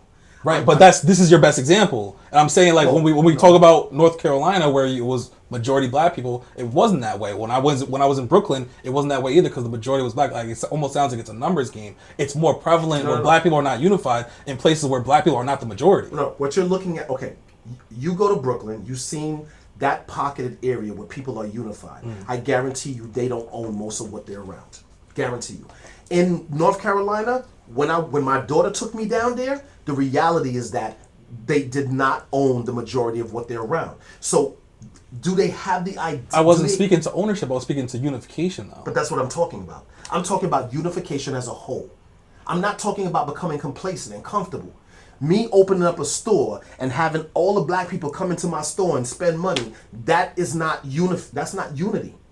Unity is me opening up a store, everybody coming and supporting me, and me helping the next black person open a store next door, and then making sure and making sure that we have a community fund, and making sure that we grow our community, and making sure that we say, you know what? We have a whole bunch of stores in here, but we have no hospital. Yo, listen, as a community, let's have a community group that we meet once a week, because we need to have a hospital. What can we do?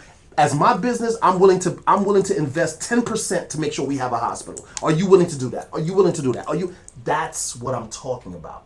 You understand what I'm saying? So I'm just saying that we're so far behind. We're so far behind in comparison to where we can be if we just trusted, we had discipline, and we just committed. If we just committed to the culture and the diaspora, that's what we need. That's all that I'm saying. Okay. What do you think, Shy? Agree? I'm with him on that one. All right.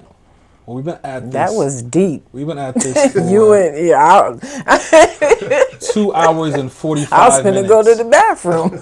I'll let you and That's why I don't even Jelani. like. You and I don't Jelani even like go doing this, because anytime these questions come, man, listen. Right, as long as it's healthy, is what's called. Like I said, this is way better. Yeah, this is what's called. This is more focused on the topics, and like they're not being long-winded at all. Like the conversations, the topics are deep conversations that they're meant to be, and I want to dissect them and question them and whatnot, question perspectives and whatnot. What do y'all want to do? Y'all want to call it? Y'all got time? What do you We have more topics. We're not gonna get to all the topics because clearly. What topics do you want to get to? Let's switch it up. Go light. I got another. Like I said, I had a game in the tuck. So this one is best/funniest comedian and why. Same thing as before.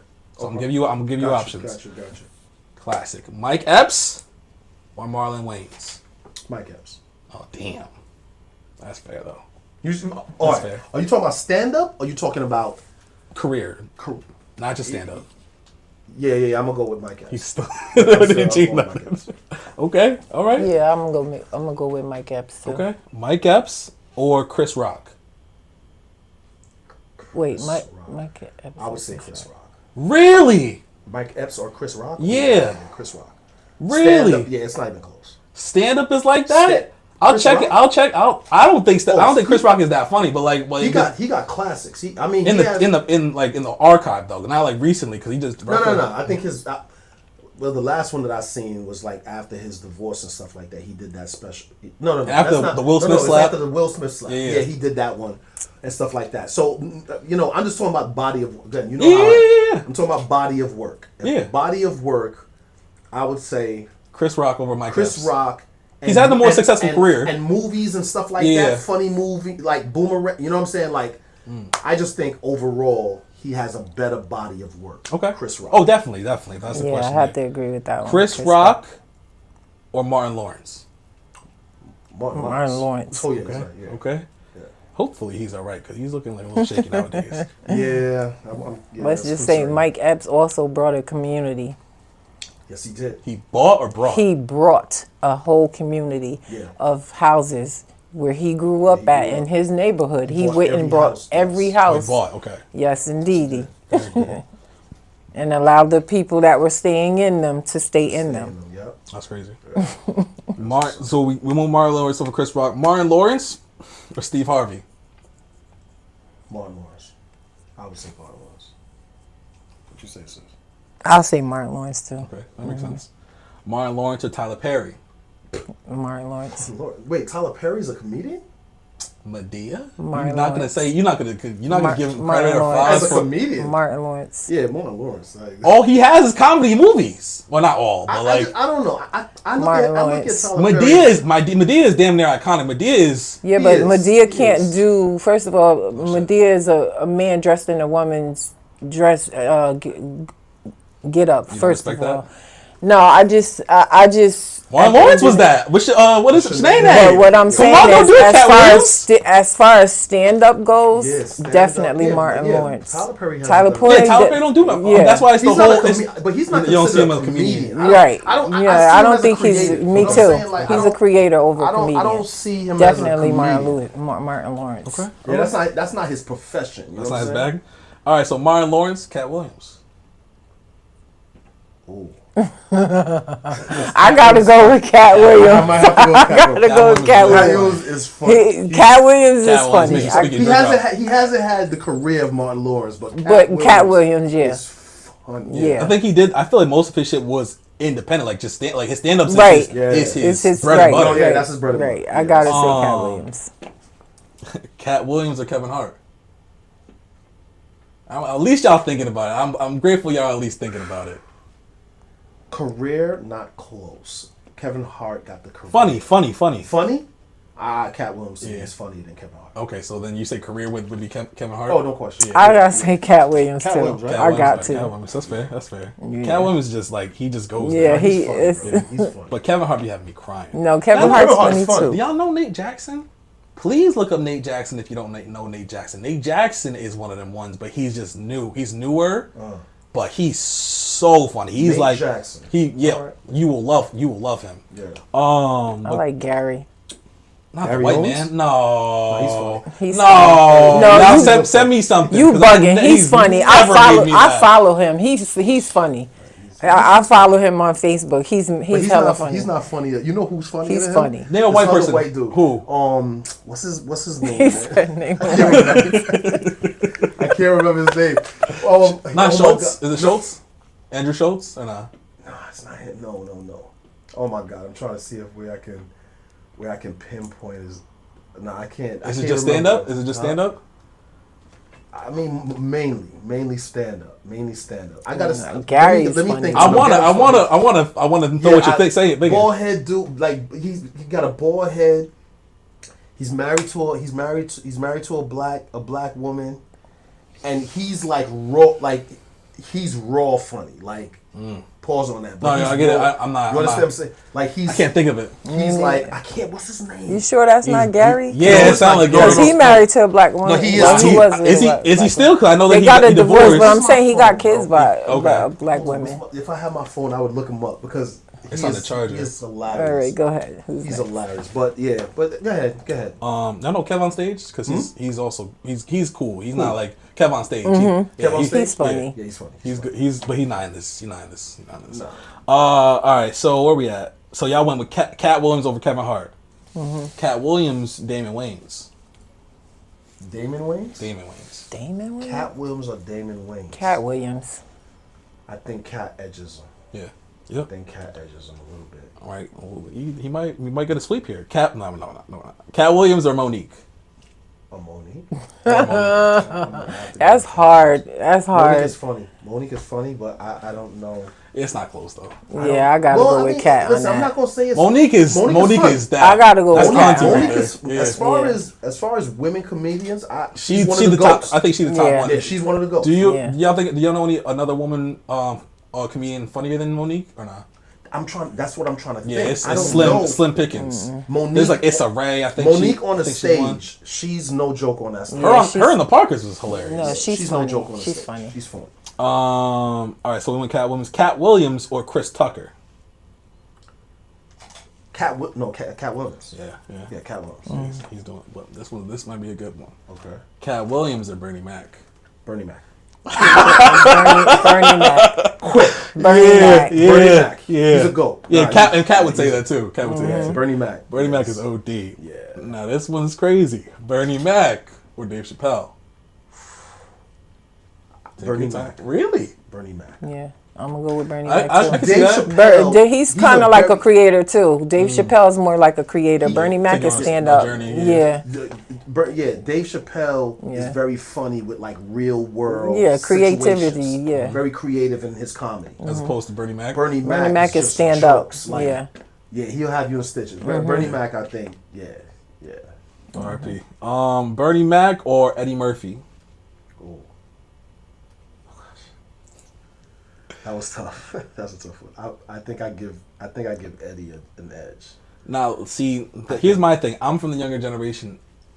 Everything I've seen of Eddie Murphy's, I really don't see as funny. Yeah. I'm sure. I gotta think go back the to old 90s. Eddie Murphy like was 90s? funny. I'm Oh, gonna you give that to talking about Bernie. like now? Bernie Like- Mac. No. I'm just saying from my perspective. Yeah, Perspective. I haven't don't seen think nothing he's I that thought was funny either no more. But I'm thinking yeah, about no you more. thinking more of the talking old about- Eddie. You're talking about I'm 90s. talking about Eddie 80s, 90s. Yeah, he was 80s, funny. that's prime. But- I'm just saying I gotta revisit. I gotta visit that because I haven't Yeah. seen nothing. But And Bernie Mac he's was funny. like highly regarded as like the Mount Rushmore on the Mount Rushmore. Cool, Eddie. Yeah. I mean, And then even you just said you would say Eddie over Bernie, which is he gotta have something in the top. I'm just saying his body of work, like Eddie gave rise to what these comedians are doing now today. Gotcha. He's one of those. It's like him and Richard Pryor. Richard Pryor, yeah.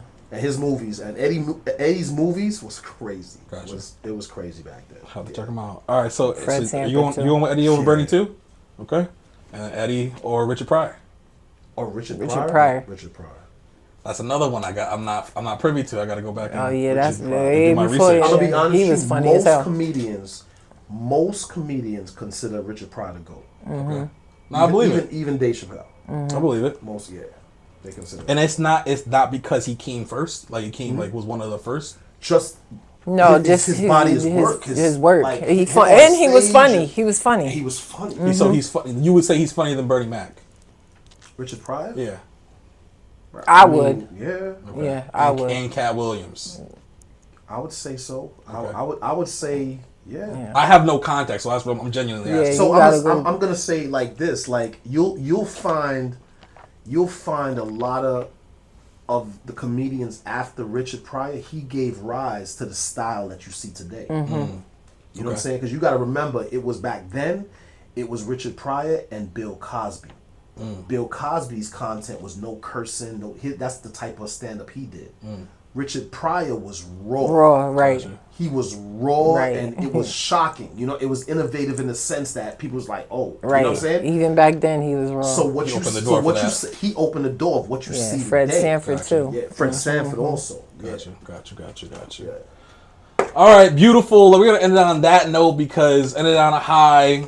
We got good vibes. And we don't need to get any more deep, serious conversations. But that just means that y'all gotta come back. Hopefully, y'all will come back. Because there was no fights. No one threw water on me. Everything is good. Everything's good. So yeah, if you're watching this now, you're watching this in the future. Make sure you like, comment, and subscribe. Do you guys got anything you guys want to say to anyone that's watching before we head out of here? I just want you to keep growing, man. I just it. want you to keep growing. I want you to be successful. It's important for you to be successful. Likewise. You have black children, and you're doing. I'm proud of you. I'm Yeah, proud of you. keep elevating. I've seen you from the. I've seen you from the start. And I I'm proud of appreciate you. it. I appreciate it. Yeah, I wanna see me grow and go further too. Like I tell the different people that have been here that like that it will go from obviously like a bit better camera, better lights, better mics, and all that good stuff. Even though these are the best mics I have, I'm rocking with these mics. But it's all about putting the work in. Like every day I have like a to-do list and whatnot, so just try to stay focused and whatnot. And that's why I just told my grandma. So it's like I wish that I was at the Caribbean Festival and whatnot. Okay. Well, yesterday I really couldn't avoid it because I had my son and I didn't have any way of getting around or whatever. But I told my grandma. My grandma was like, "Why don't you call me and whatnot?" And it's like she lives in London or England and whatnot, so she across the pond and whatnot. Yeah. But when she calls me, we talk for like an hour or so. That's what's up. So it's like I told her, like, Grandma, it's because I bury myself in my work so that I don't really be calling nobody and whatnot. But if you call me, I'll stop everything and we can talk it up. And then she like really appreciated it. She loved that and all that good stuff. So, well, why don't you make time to call her? Because she's the elder. That's your grandmother. So my thing would be like, I'm just saying, my thing would be nothing should be more important than your grandmother, because you got to think about it. It's going to be a day she's not going to be able to call you. That's a fact. I'm saying? So you gotta put aside, like, that's another thing. Like, we get so caught up in our work, our this, I got this, I got that, I got this, I got that, we forget what the important things are. Which to me, family is over everything. You feel what I'm saying? That comes before anything. I will put my family before job, anything. So you have to make time, because I don't have my grandmother. You feel? I don't have my mother. I don't have my father. I don't have these people that I can call to say, Nana, I'm going through this. Can you give me the wisdom? You feel what I'm saying? So when you have it, when people have it, and they take it for granted, I always have to highlight it, because it's like, okay, you busy, but make time to talk to Nana. You know what I mean? Like, call her even if it's once a week for 10 minutes, but just call her, because she's important. Right. You know what I mean? That's a fact. Don't let your work ethic block your blessing. That's a fact. Of course. And listen, I salute you and I'm proud of you again. And for you finding something that you love and you enjoy, and you're committed to it, it's never work. You know what I'm saying? Because you love it. However, work-life balance, everything is balance. You know what I'm saying? And you just need to recharge. You need to reset. Right. And just don't become so obsessive that you completely miss out on the most important things. That's a fact. I try to keep that in mind. One thing that I also like slack on, I feel like, is prayer. Like I be getting so like, because it's not just the podcast, it's the podcast, the murals, the tattoos and whatnot. So if I had a team, I've been saying for years, obviously, it wouldn't be so much wouldn't fall on me or whatever. But that's another thing I slack on is prayer, because obviously I'm big on that. And when I do have time for that or make time for that, it's a like obviously a beautiful connection and whatnot. So. But when you put your feet, when you do this, it don't have to be a long drawn out prayer. When you do, I every morning when I put my feet on my carpet, and I just say, I'm sending up, thankful blessings to you and the ancestors for allowing me to wake up and breathe another day. It don't gotta be long drawn out. Sometimes, like, I'll be in my car. I don't always have a long drawn out prayer. Right. I'll be in my car sometimes, be like, you know what? Thank you, Jesus. God, I'm so grateful. And that's it. You know what I mean? It don't got to be long drawn out. You make time for what's important to you. Absolutely. Now we have officially hit the 3-hour mark. So I'm giving y'all the boot. Y'all don't gotta go home. We all gotta get out of here. Thank you. Appreciate y'all coming through. Thank you for having us. Until next time. Appreciate you.